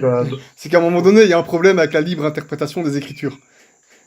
C'est ça. En tout cas, ce milieu libéral, ne serait-ce que sur ce point de vue-là, mais aussi sur d'autres questions, va favoriser vraiment. C'est vraiment dans ce creuset-là que fermente en fait tout ce mouvement, voilà, nationaliste noir. Alors que ce soit pour des bonnes raisons d'émancipation et tout ça, ou que ce soit effectivement pour des raisons beaucoup plus, en tout cas pour des raisons plus bizarres, qui vont consister à trouver des théories ou voire des mythologies de la destinée africaine, enfin de ces Afro-Américains, ou de leurs origines, etc., etc. Donc tu vas voir des mouvements, par exemple par exemple déjà le mouvement Rastafari. Rastafari, hein, donc les Rastas. Alors aujourd'hui, on pense, voilà, c'est reggae, machin truc, mais en fait, c'est vraiment un mouvement spirituel réel, hein, et ça vient effectivement en partie de ces milieux protestants noirs américains, mais aussi jamaïcains, en fait, qui vont reprendre un certain nombre de théories qui avaient cours à l'époque, notamment les théories de Marcus Garvey. Et d'autres individus dans ce genre-là, alors eux, ils ont des théories particulières. Hein. Donc eux, ils pensent en fait que ils se revendiquent quelque part de la Bible, mais ils considèrent que le Messie en fait est noir déjà, que en fait la Bible quelque part est falsifiée, et que en gros il y a une espèce de complot pour faire passer Jésus pour voilà, un personnage d'allure blanche, enfin voilà, à la peau blanche, ou en tout cas à la peau claire. Ce qu'ils comprennent pas, c'est que chaque peuple a tendance à représenter notre Seigneur à l'image de sa population, quoi. Voilà, les blancs y compris, tout le monde. Voilà. C'est Bien sûr, on c'est le pareil, voit avec c'est pareil les. en Asie, c'est pareil en Amérique latine. C'est comme ça, hein. Bon, on le voit avec les peintures qu'on trouve, les Bien très sûr. anciennes peintures médiévales en Éthiopie, où ils vont représenter Notre-Dame ou Jésus avec une peau plus foncée. On le voit aussi au Japon ou en Chine, où ils représentent Notre-Dame et Jésus avec des habits un peu plus japonais ou un peu plus Voilà, asiatiques. tout le monde le fait, hein. C'est... Ou avec Notre-Dame de Guadeloupe aussi, qui a une tenue un peu mexicaine, enfin amérindienne, un petit peu comme Mhm. ça. C'est voilà. Et donc voilà, donc en fait donc c'est ça leur idée pour eux. Ils reprennent en fait ce libéralisme, ce libre examen protestant, ils vont le reprendre à leur sauce et ils vont notamment voilà avoir un gros intérêt pour l'Éthiopie. Ouais. Ce qui est une bonne Alors chose, c'est aussi, quand même. ce qui aurait pu être une bonne chose, Ouais, mais voilà. bon malheureusement ils vont le tourner n'importe comment. Alors effectivement, le truc c'est que ce mouvement il prend de l'ampleur surtout dans les années 30, donc c'est l'époque où les Éthiopiens sont en guerre contre les Italiens. Et donc voilà, pour ces Noirs américains, voilà, l'Éthiopie, ils découvrent l'Éthiopie, ils découvrent mais ça alors il y a un royaume noir africain très ancien, très antique, qui c'est un empire, ils ont un empereur, ils se battent assez héroïquement contre les Italiens. Donc en fait, ils prennent ça pour exemple, mais ça aurait été un autre, ils auraient sans doute pris Ouais, ouais. un autre exemple. Ils en sont venus à considérer carrément que Haïlé Sélassié, donc qui était, je crois en fait le dernier empereur en date de l'Éthiopie, ils vont considérer en fait qu'il est le Messie en fait, qu'il est le Messie carrément. Donc voilà, bon mais c'est l'un des mouvements. Bon alors c'est pas forcément le plus. Bon voilà, ils ont des pratiques. Voilà, je crois qu'ils mangent pas de porc. Ils ont un peu des pratiques de végétarisme. Méditation, voire de méditation avec certaines consommations de Bien sûr. substances. Bon. Oui, oui, bien Et sûr. puis voilà, et puis ils ont la musique et tout ça. Bon, c'est pas forcément les plus méchants en apparence, Non, mais non, certains non. d'entre eux, voilà. Ouais. Mais bon, voilà. Alors ça, c'est un des mouvements. Par contre, tu en as d'autres. Par exemple, le fameux Nation of Islam, qui se revendique aussi de ce mouvement nationaliste noir. Alors eux, c'est encore un autre délire, mais finalement, ils vont être un petit peu, si tu veux, dans ce même paradigme de reconstruction en fait d'une espèce de tu vois d'héritage de bricolage comme ça d'une spiritualité comme l'ont fait les Rastafari, sauf qu'ils vont plutôt partir dans l'islam. Alors ce truc-là, il va être développé. La Nation of Islam en fait a été fondée à Détroit en 1930 par un certain Wallace Fard Muhammad. C'est pas Malcolm X? Si, alors non, c'est pas le fondateur Malcolm X, mais Malcolm X va effectivement être dans ce mouvement et va être l'un des plus grands porte-voix du mouvement en fait. Mais c'est pas lui qui à la base était le fondateur et c'était pas lui le dirigeant, mais c'était un petit peu le grand porte-parole très charismatique effectivement. Et voilà, c'était un type voilà assez charismatique, assez intelligent, il avait des idées, bon, mais malheureusement ils avaient des idées voilà aussi assez farfelues. Alors eux ils étaient dans un nationalisme noir assez carabiné. Ils prenaient acte du fait que il y avait cette ségrégation aux États-Unis. Et Mm. effectivement, c'était quand même assez brutal ou en tout cas assez particulier la culture américaine de ce point de vue-là à cette époque. Mais eux, ils considéraient voilà qu'il fallait faire sécession, c'est-à-dire qu'il fallait soit donner un État aux D'accord. Noirs aux États-Unis quelque part, et puis que voilà les Noirs aillent tous là-bas, puis qu'ils fassent leurs affaires tout simplement. Mm. Bah, Bon, ce qui aurait c'est aussi, et ça c'est pas mauvais en soi, c'est la recherche de dignité, tu vois, quand t'es dans une population un peu de citoyens de seconde zone, et le désir d'avoir une fierté, une appartenance, comme t'as ça partout dans toute société, voilà, le problème c'est la réponse, parce que le vrai désir, enfin le désir d'appartenance qu'on devrait tous avoir, c'est celui à la Sainte-Église, hein, évidemment. Bon, Bien sûr. Ah, c'est le voilà, premier, c'est celui qui, c'est le plus grand honneur c'est et le plus grand honneur, hein, bien entendu. C'est ça, mais c'est la bon, meilleure, faut encore le connaître, c'est faut la- encore le connaître, sinon tu t'égares dans n'importe quoi, hein. c'est ça, c'est la meilleure des identités. Mais bon, tous ces gens comme, voilà, comme le Wallace Fard Mohammad, les gens comme Malcolm X et tous ces gens, et on l'a vu aussi avec le Cassius Clay, là, tu sais, qui est devenu Mohamed Ali. Bon, tous ces gens-là, de cette époque-là, bien souvent, étaient nés justement dans ce milieu protestant. C'est aussi le problème, encore une fois.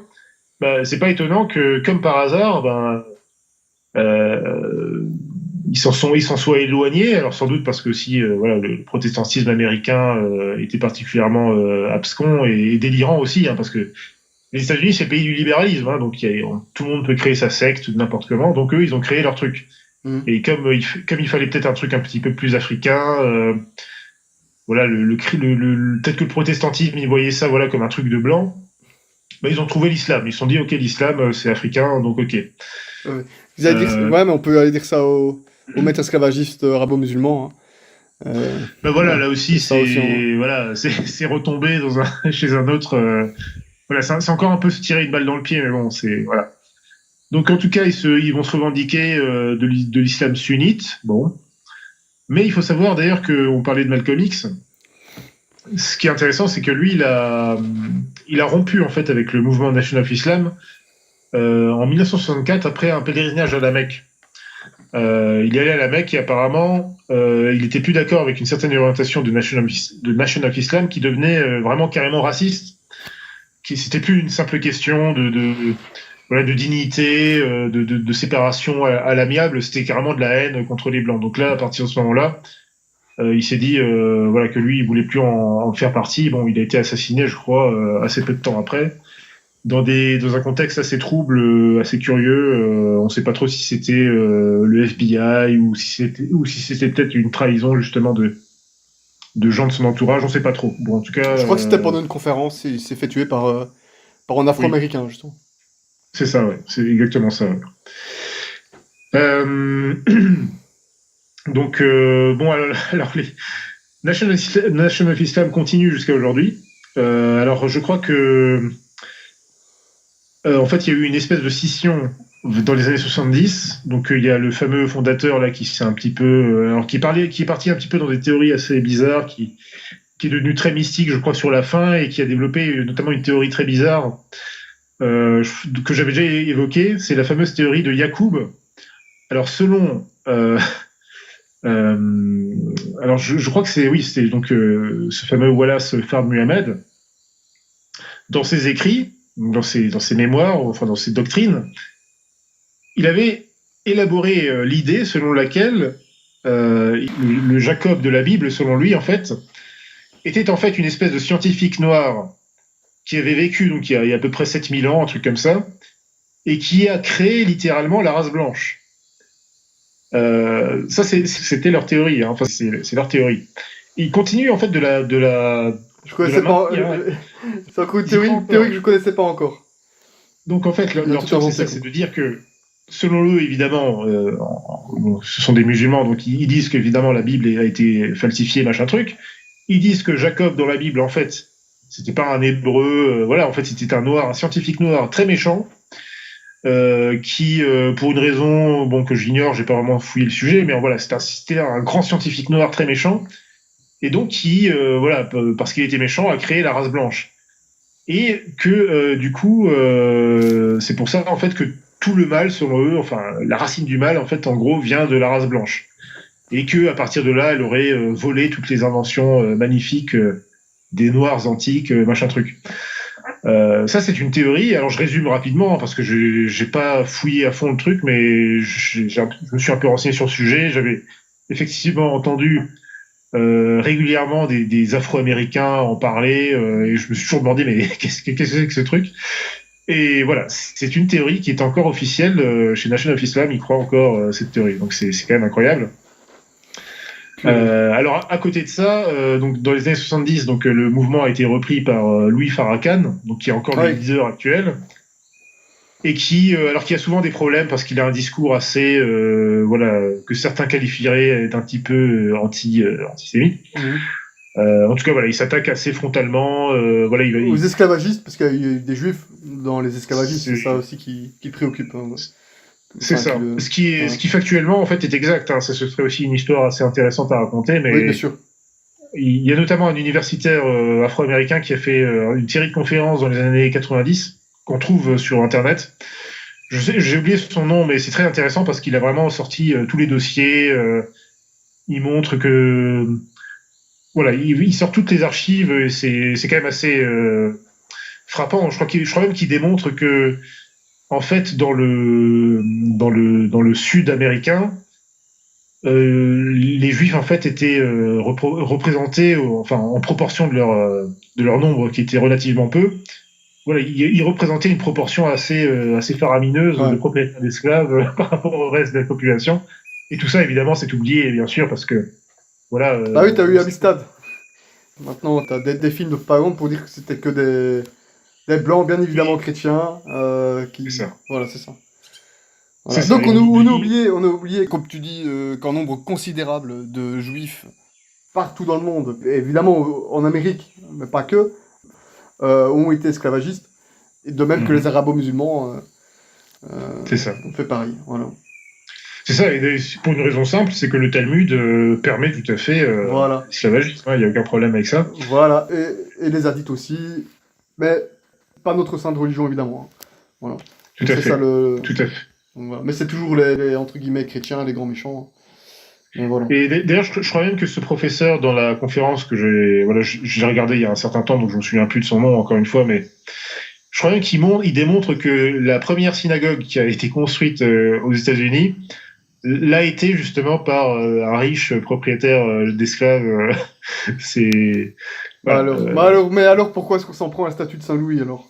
Enfin, Bah, il faudrait demander non. ça à Tristan Mendès France qui ces derniers temps, voilà, je sais pas de quelle organisation il fait partie, mais c'est un peu voilà un espèce de chasseur, tu sais, de méchants antisémites en France et tout. Mais bon, c'est quand même paradoxal parce que voilà, la famille Mendès France, comme chacun sait, était établie à Bordeaux et que c'était une famille qui a en grande partie fait fortune justement dans le D'accord. négoce d'esclaves. Donc Ouais, c'est très très moche, hein. c'est quand même Ouais. c'est quand même incroyable, quoi. C'est quand même incroyable. Bon, donc voilà, ça c'était pour National of Islam. Bon après, je laisserai les auditeurs fouiller un peu plus, mais c'était un peu pour mentionner ce mouvement. Ensuite, tu as un autre mouvement. Alors là aussi, c'est pas piqué des hannetons. Ce sont les Black Hebrews, donc les Hébreux noirs. Oui, oui, ça marche très bien ces temps-ci, j'ai vu. Alors eux, alors ils sont un petit peu, ils ont un peu une doctrine un petit peu proche des Rastafari, donc ils vont se revendiquer un petit peu de la Bible. Leurs fondateurs, ou en tout cas les premiers mouvements à avoir développé ce genre de trucs, viennent, pareil, des mouvances protestantes, hein, qui évidemment leur ont inculqué tout sauf la vraie foi, mais leur ont inculqué un libéralisme débridé, libre examen et tout ça. Donc avec évidemment, il faut bien voir que ces mouvements-là, on voit qu'ils naissent vraiment fin 19e, années 10, années 20, années 30. Et ça, c'est vraiment une année, c'est vraiment une période aux États-Unis où tu as une explosion des sectes protestantes. Tu as des vendeurs, comment on appelle ça, des vendeurs d'huile de serpent, comme on dit aux États-Unis, donc des vendeurs de tapis, des arracheurs de dents, qui créent des églises par-ci par-là, qui prétendent faire des miracles. Enfin, c'est aujourd'hui le cas encore, hein, donc tu sais, avec toutes Mhm. les méga churches et compagnie. Bon, donc tu as une ferveur. C'est aussi à ce moment-là que tu as tous ces mouvements, tu sais, néo-pentecôtistes, charismatiques. Tout ça, ça vient de là. Donc tous ces gens qui sont exaltés, tu vois, qui ont des soi-disant révélations, qui sont comme tout le temps dans l'extase, dans l'exagération, ben forcément, beaucoup de Noirs américains tombent dans le truc, dans ce genre de truc. Et donc eux, en particulier, leur truc, c'est de dire que en fait, eh ben, les Israélites de l'Ancien Testament, en fait, c'était des Noirs, et que donc les Noirs actuels, notamment les Noirs africains, ce sont leurs descendants. Et évidemment, ils vont rapprocher un petit peu, ça peut se comprendre d'une certaine façon, puisque comme ils ont vécu 2, 3, 4 siècles d'esclavage en Amérique, bah, ils se disent, on partage en fait, tu vois, un petit peu le sort des Hébreux, justement, en captivité en Égypte, qui étaient en esclavage en Égypte. Mhm.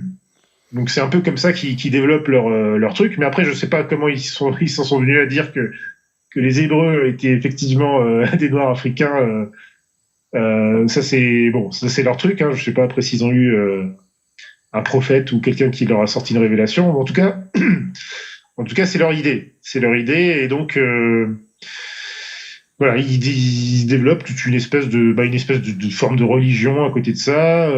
Ils ont plusieurs, alors il y a plusieurs sectes hein, qui se revendiquent de ça. il y a la maison de Juda, il y a la nation de Yahvé, il y a l'église israélite de Dieu, parce il y en a certains qui se revendiquent plus ou moins de Jésus-Christ, d'autres non. Bon, c'est tout un bazar, mais voilà, c'est là aussi l'un des mouvements qui est né de de ce nationalisme noir, encore une fois, né des milieux protestants. Voilà, donc alors dernier exemple de ce style de mouvement, alors là qui est particulier parce qu'il était en Afrique, c'est l'église Hariste.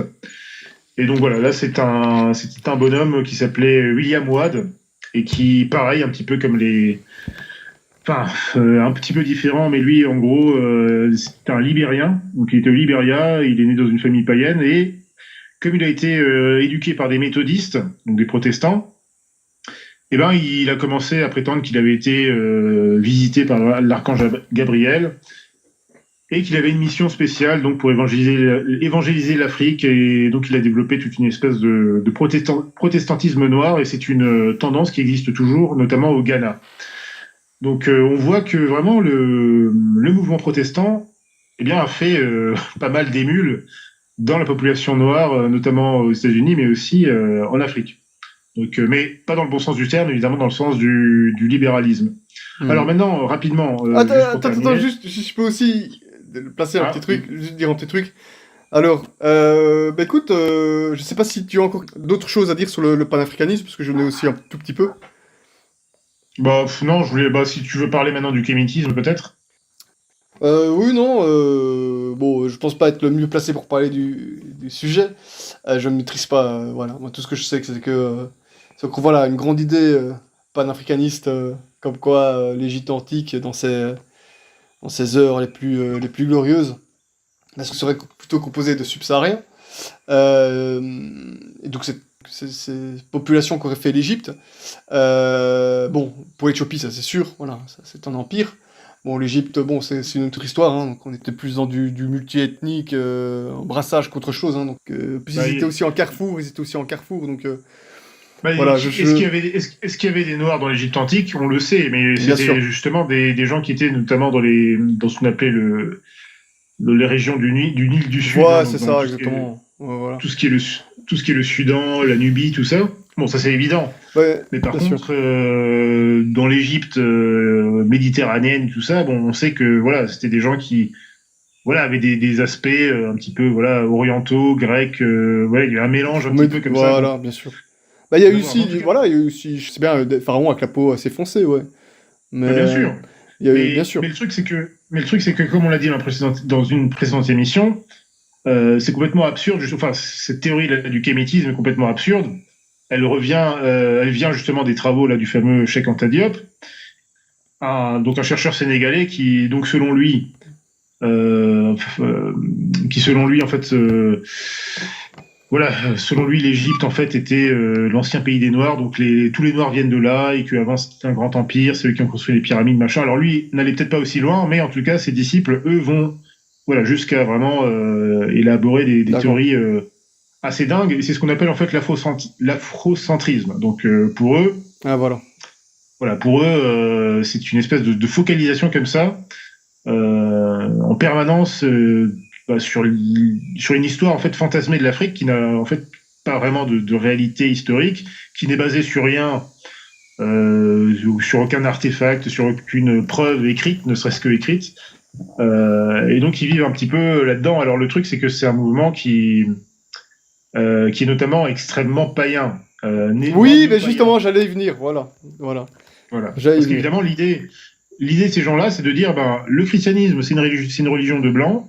Et donc, le paganisme, enfin, on ne sait pas lequel, hein, parce qu'il y en a des milliers des paganismes en Afrique, c'est la religion des Noirs. Donc, chacun sa religion, et ça, c'est vraiment une pensée de païen. Hein, et ce qui est faux aussi, parce que le paganisme, entre guillemets, noir en question, donc, c'est, avec toutes ces variantes, c'est aussi, trouve plein de similitudes aussi avec tous les paganismes partout dans le monde. Et je pense notamment au chamanisme. Donc, c'est pareil. Donc, je veux dire... Et de toute façon, la religion chrétienne, elle est complètement universelle. Elle a été officiellement, s'est inscrite officiellement dans un État noir avant les États européens. Hein. Donc je pense à l'Éthiopie. Voilà. Donc c'est. Mais ouais, exactement. Et tu vois, c'est vraiment marrant parce que je crois que j'en avais parlé dans mon livre, La mystère de la Révolution. Je disais que c'est comme si le diable avait essayé d'instaurer très tôt dans l'histoire de l'humanité, parce qu'il avait vu justement hein, la prophétie là, de Genèse 3.15, hein, que voilà, Notre-Dame lui écrasera la tête. Bah, c'est comme s'il avait essayé d'instaurer, tu vois, une espèce de contre, de faux universalisme. C'est exactement ça. Finalement, c'est exactement ça.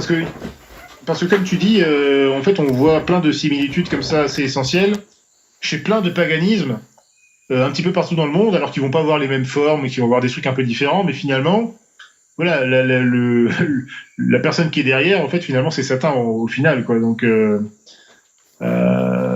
c'est voilà. En tout cas, bon, les kémites, effectivement, enfin les kémitismes, afrocentrisme, tout ça, ben, en fait, finalement, ça ramène, voilà, ça conforte les gens dans le paganisme, dans l'obsession de la race et surtout dans voilà, dans l'exaltation d'une histoire complètement, voilà, complètement absurde, quoi. Donc, et malheureusement, alors.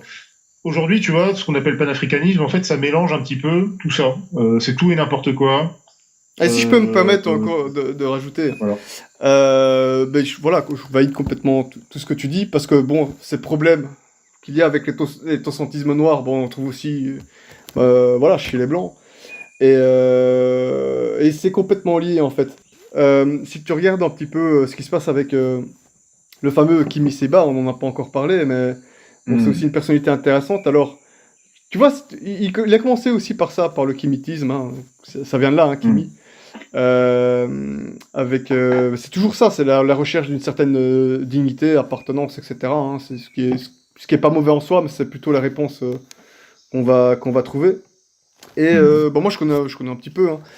Je sais qu'il y a eu des contacts très tôt avec les mouvements, certains mouvements très à droite, à savoir les mouvements nationaux révolutionnaires.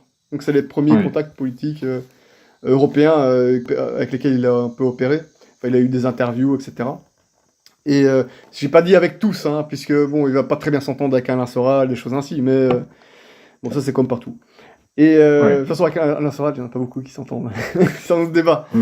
Mais je veux dire, c'est très intéressant parce que alors, il y a des choses très positives dans son discours par rapport, par exemple, à l'anti-victimisation et comment dire, l'autosuffisance, l'autonomie, voilà, ça je valide complètement.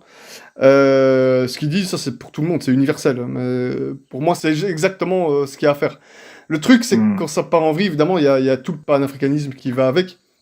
Et j'ai écouté une fois, je me souviens d'une interview de lui très intéressante, où il se dit ouvertement, en tout cas, qu'il est très inspiré par la métaphysique, et en particulier, parce qu'il a été formé, et en particulier le guénonisme. Voilà. Parce qu'il dit que le guénonisme, pour lui, c'est très bon pour fédérer un peu les Africains, qu'ils soient afro-descendants, comme ils disent, ou autres, ou du continent, parce que ça permet de trouver une petite transcendance, ça permet de rassembler un peu toutes les différentes cultures, voilà, africaines. Voilà. Mais c'est exactement ce que disent les pan-européens dans les milieux NR et autres. Ça tourne énormément autour du guénonisme aussi. Hein. Il y a le paganisme, mais aussi une forme un peu plus intellectuelle, nouvelle droitisante et tous ces satellites. Voilà, le guénonisme, hein. Soral pareil. Enfin voilà, c'est aussi c'est la même voie. Kimi Seba a ses contacts, comme on l'avait dit, avec beaucoup de contacts avec la Russie, la quatrième voie politique. Hein. Donc c'est intéressant un peu de voir tout ce qui se passe. Le guénonisme a un énorme succès aussi, comme on l'avait dit dans une autre émission, aux États-Unis, en Amérique latine. Donc c'est en train de... Voilà, ici il se passe quelque chose avec ça. Et là, c'est pour ça que je veux conclure un petit peu par rapport au panafricanisme ou pan-européisme, etc. C'est que là, on est en train de faire une contre-révolution maçonnique, hein, puisque comme on l'a dit dans l'émission La contre-révolution maçonnique, ces milieux-là, on parle de Guénon, évidemment, c'est pas pour rien. Hein, il y a aussi la liaison avec une certaine maçonnerie. Donc, faut pas se voiler non plus là-dessus. Et là, je pense, c'est ça que je pense qu'on est en plein à l'heure, et en plus, ça se voit un peu avec la période Covid, etc. On est en plein dans une opposition, enfin, qui est de plus en plus marquée entre sais, chaque époque a ses fortes oppositions. Alors, bien sûr, il y a catholicisme contre mécréance, mais ça, mais je veux dire, voilà, de façon un peu plus perceptible socialement, on ressent de plus en plus deux packs antagonistes entre l'universalisme et le racialisme. Tu vois ce que je veux dire? Ouais. Le croissantisme, le décroissantisme, comment dire, le progrès technique, la volonté de progrès technique et la volonté de conservatisme technique, tu vois, la raison scientifique contre le détachement de la réalité, le remodelage de la réalité, et c'est ce qu'on voit partout. Et là, on l'a très bien, on en a beaucoup parlé avec différentes théories panafricanisme, c'est un problème qui est général. Et c'est aussi pour ça que je suis un petit peu opposé aux histoires de complot quand ils se basent évidemment sur rien. Voilà, le côté aussi, l'esprit volontaire, indépendant, le désir d'indépendance entrepreneuriale, etc., contre un esprit un peu d'assistanat. Tu vois, c'est toujours... Pour moi, je vois un peu ces deux mondes-là un peu s'affronter. Et cette crise-là qu'on est en train de vivre, ça, pour moi, ce phénomène se révèle très sensiblement, en fait. Et donc, pour moi, voilà, l'humanité va faire ses choix. Mais bon, voilà. Pour moi, le catholicisme aurait plus tendance à s'inscrire dans la première voie, à condition qu'on donne évidemment cette première voie fatalement en cadre catholique. Évidemment, parce que là, c'est plutôt en cadre mécréant. Mais bon, la deuxième, malheureusement, c'est pour la première fois dans l'histoire, j'ai l'impression, on en a déjà parlé, j'ai l'impression qu'on a tendance à attendre vers la seconde voie, moi, qui me plaît pas, personnellement, bien sûr. Bah voilà, donc c'est pas juste un problème par rapport au panafricanisme, etc. C'est bien plus large, évidemment, quoi. Voilà. Ouais, bien sûr. Ouais. Bien sûr. Tout le monde tombe dedans, c'est le délire, quoi. Voilà. Mais effectivement, bon, après, ça va être compliqué. On C'est est vrai que tous un peu désorientés. Bien sûr, et c'est vrai, comme tu citais là, les idées guénioniennes de Kémy Séba et compagnie, c'est vrai que, et en fait, c'est pas nouveau parce que pas mal de chefs d'État ou de politiciens africains ont souvent essayé de mettre en place une espèce de syncrétisme qui pourrait justement, Voilà, tu vois, voilà, c'est ça. rassembler les uns et les autres. Et justement, à propos de syncrétisme, le problème, c'est que maintenant, pour ce qui nous concerne, surtout nous, c'est la question catholique en Afrique aujourd'hui. Même partout dans le monde, mais aussi en Afrique. Et c'est clair que justement, une réponse qu'on aurait pu avoir par rapport à tous les enjeux qui arrivent pour aujourd'hui et demain, c'est l'Église qui aurait pu la donner. En tout cas, au niveau institutionnel. Et là, comme on n'a pas de pape actuellement, on est complètement, c'est ce que je disais, désorienté, quoi. Parce que là... bien sûr, parce qu'effectivement, les effets de Vatican II ont été dévastateurs pour l'Afrique. Pour l'Afrique, non seulement l'Algérie, mais aussi l'Afrique noire en général. Bon. Puisque faut bien voir que c'était quand même un continent qui a été évangélisé quand même relativement tardivement, enfin de façon massive. Et donc il y a la révolution qui arrive, révolution moderniste qui arrive en 62, 65. Bon, les effets aujourd'hui c'est un peu comme partout, mais en fait je dirais que chaque coin du monde finalement réagit à sa manière. Voilà, c'est ça. Voilà, au modernisme. Donc, en France, moi, quand j'étais gamin, voilà, t'avais peut-être chez toi aussi, moi, j'allais à la paroisse Novus Ordo du coin, enfin, Modernos du coin, voilà, on avait des guitares, du folk et compagnie, enfin, voilà, c'était n'importe quoi. Bon, si on va en Afrique, on a des messes Paul VI qui vont être tout aussi débraillées, mais du genre africain, quoi, avec des tam-tams, avec de la musique très entraînante. Et c'est ce qui plaît aux gens maintenant. Donc, d'une part, Vatican II, effectivement, a complètement brisé tout le travail de ces héros de la foi catholique, tous ces missionnaires. Et je n'oublie pas, évidemment, de rendre hommage, même si on peut avoir des différends avec la frate, mais c'est pas la question. Grand hommage, bien sûr, à Monseigneur Lefebvre, qui était missionnaire en Afrique, qui était un père spiritain là-bas, je crois au Congo d'ailleurs, me semble-t-il. Sénégal, non? Dakar.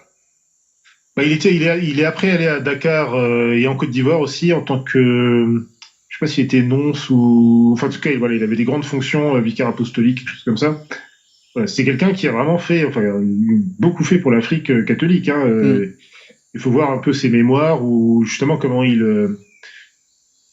justement comment il se comporte, hein, vraiment en tant que prince de l'Église et en tant que missionnaire, en tant qu'apôtre de Jésus-Christ, pour justement corriger. Je sais plus, dans tel village, et puis voilà, évidemment il y a des catholiques dans le village, donc ils se chargent, puis il y a des païens, et donc dès qu'ils voient les catholiques qui se laissent aller à aller danser ou faire les idiots comme ça, à se prêter un petit peu au truc des païens, bah tout de suite voilà, il se fâche quoi. Donc et voilà, donc ça c'était des grands hommes, des grands catholiques pour l'Afrique, et malheureusement bah voilà, avec Vatican II, tout ça c'est parti en vrille, et aujourd'hui ben d'une part, vous avez eu un peu comme d'autres endroits du monde, une infestation formidable, incroyable du protestantisme un peu partout en Afrique. C'est vraiment du protestantisme le plus délirant. J'en ai un peu parlé avant avec les guizaristes, mais voilà, aujourd'hui, tous les jours, tu as une secte protestante qui se crée quelque part en Afrique. Et souvent, ce sont des escrocs d'ailleurs, hein, des gars qui étaient des sectes, escrocs voilà, il se prend la petite semaine, et puis tout d'un coup, voilà, le mec, il débarque en costard, et puis tout d'un coup, voilà, c'est un super pasteur. Bon. C'est un phénomène assez grave. Et d'un autre côté, tu as effectivement eu une protestantisation des catholiques, entre guillemets, enfin des pauvres gens qui étaient catholiques et puis qui sont devenus modernos, c'est-à-dire que, voilà, toute la rigueur de la doctrine catholique, de la morale, et bien tout ça, effectivement, ça s'est relâché avec le Vatican II, que ce soit dans la doctrine, ça c'est clair, que ce soit dans les mœurs eux-mêmes, dans les habillements, etc.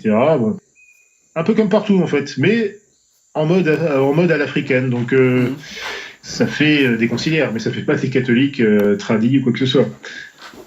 Même si il existe un petit peu quand même un certain nombre de catholiques tradis africains. On pense notamment à la mission du père Bédé Nkabouké, qui est au Nigeria et qui a une mission assez incroyable là-bas. Hein. Il y a une grosse communauté. Et c'est aussi un prêtre très héroïque. Hein. C'est un missionnaire. Hein, et il est apôtre dans son propre peuple puisqu'il se rend dans des zones très dangereuses avec une voiture, voilà, tout seul et tout. Enfin, il fait des choses incroyables tous les jours. Dieu le bénisse. Voilà, Dieu le bénisse. Et d'ailleurs, si vous voulez l'aider, je crois qu'ils ont une petite cagnotte comme ça où on peut les aider de temps en temps. Sinon, alors, je crois que la FRAT fait peut-être par-ci par-là au Gabon, je crois, mais elle est presque pas représentée. C'est ça qui est incroyable. Hein. Il y a quasiment pas de vraie messe. Hein, j'entends traditionnelle, on va dire. Et il y en a presque pas en Afrique. Hein. Ce qui est vraiment dommage, hein, parce que regarde, pour toutes les ethnies, parler en latin, ça serait rassembleur. Tu vois ce que je veux dire? Mais surtout que je pense qu'il y aurait beaucoup de gens qui seraient intéressés. En fait. Ils seraient intéressés en plus de ça, ouais, voilà. Parce que avant Vatican II, il y avait quand même une piété sincère chez beaucoup d'Africains hein, qui étaient très enthousiasmés justement par la foi catholique, qui étaient vraiment à fond dedans, mais la vraie foi, je veux dire, la vraie foi avec la vraie messe latine. Mais aujourd'hui, effectivement, on leur a un peu, comme beaucoup de gens, hein, comme nous tous, enfin comme voilà, nos parents en Europe, européens, tout ça, voilà, le modernisme est passé par là. Partout, ouais. Donc, les dégâts sont là. Alors bon, on parle souvent de Robert Sarah, donc le cardinal entre guillemets, donc de conciliaire, qui effectivement plaît beaucoup, même aux plus ethno-nationalistes des Européens, parce qu'ils se disent, mais voilà, ce gars-là, il faudrait qu'il soit pape, parce que il a un peu des positions conservatrices, tout ça. Bon, voilà. Après, il pense quand même que Paul VI était saint et compagnie. Bon, c'est un gars qui voit pas très clair, mais sur un certain nombre de choses, effectivement, il voit clair. Et c'est vrai que globalement, le catholique africain est quand même fatalement plus conservateur, ouais. C'est ça. Il peut aller danser dans la messe ou faire un peu, voilà, un peu comme tout le monde, mais à la messe Paul VI, pas la vraie messe, bien sûr. Mais par contre, voilà, sur des sujets, je sais pas, comme homosexualité, tous ces trucs-là, en général, voilà, ça passe pas du tout, quoi. Ça passe pas. Donc, on peut demander d'ailleurs au président, je crois, président tanzanien, tu sais, je sais plus son nom là, mais. Ouais, je sais, je me souviens. Qui est un peu un catholique conciliaire, mais vachement conservateur, mais bien conservateur. Le mec, apparemment, il plaisante pas. Et Voilà. il est très anti-homo et tout. Et voilà, c'est un peu ce qui est encore intéressant. Et bon, ce serait bien que, bon, si Dieu nous le permet et qu'il nous en juge digne, et qu'il nous délivre un petit peu de ce cauchemar moderniste, et bien, je pense que l'Afrique jouerait son rôle et qu'elle redeviendrait une gloire du catholicisme comme elle l'a été à une époque. Ouais, ce serait magnifique. Et imagine en plus que l'Éthiopie lâche le schisme. Tu vois, un Ah vrai oui, pape qui susciterait un nouvel enthousiasme partout dans le monde. Ah, ce serait magnifique, hein. ah, ce Aïe, serait aïe. beau ça. Ouais. Que Dieu nous permette de voir tout ça avant notre mort. Ce serait magnifique. À Ouais. moins qu'on soit à la fin des temps, bien sûr, hein. Mais ouais. Aïe, aïe. Voilà, voilà, bon, je pense on a fait le tour. Hein. Ouais. Ouais, c'est vrai qu'on a parlé de pas mal de choses. Bah écoute, excellent, excellent, hein. Enfin, excellent. Le constat est amer, hein, donc bah, pour l'Afrique, comme partout ailleurs, évidemment. Évidemment, hein. Faut pas Faut désespérer. pas désespérer dans tous les cas. Voilà, bah, j'espère en tout cas. Voilà, bah écoute, je salue en tout cas les auditeurs bah, africains comme de partout ailleurs. Voilà, tout le monde à son niveau doit faire le travail hein, pour le règne de Dieu, Ouais. clairement. Bon, ben, très bien. Mais écoute, bah, un grand merci, hein, Guillaume, pour Ouais, ouais. cette série d'émissions, cette nouvelle série Merci, d'émissions. On se merci à retrouve toi. bientôt, hein, si Dieu le permet, hein. On a encore des petites idées, une petite idée d'émission en tout cas pour prochainement, hein. Voilà. Bah écoute, vive le Christ roi partout dans le monde, tous nos frères bah, noirs, blancs, asiatiques, voilà, de partout. Et voilà, le combat continue, hein. Voilà. Allez, bah à très bientôt, hein, Guillaume, une autre prière, hein. Une autre prière. Salut à toi. Salut, hein.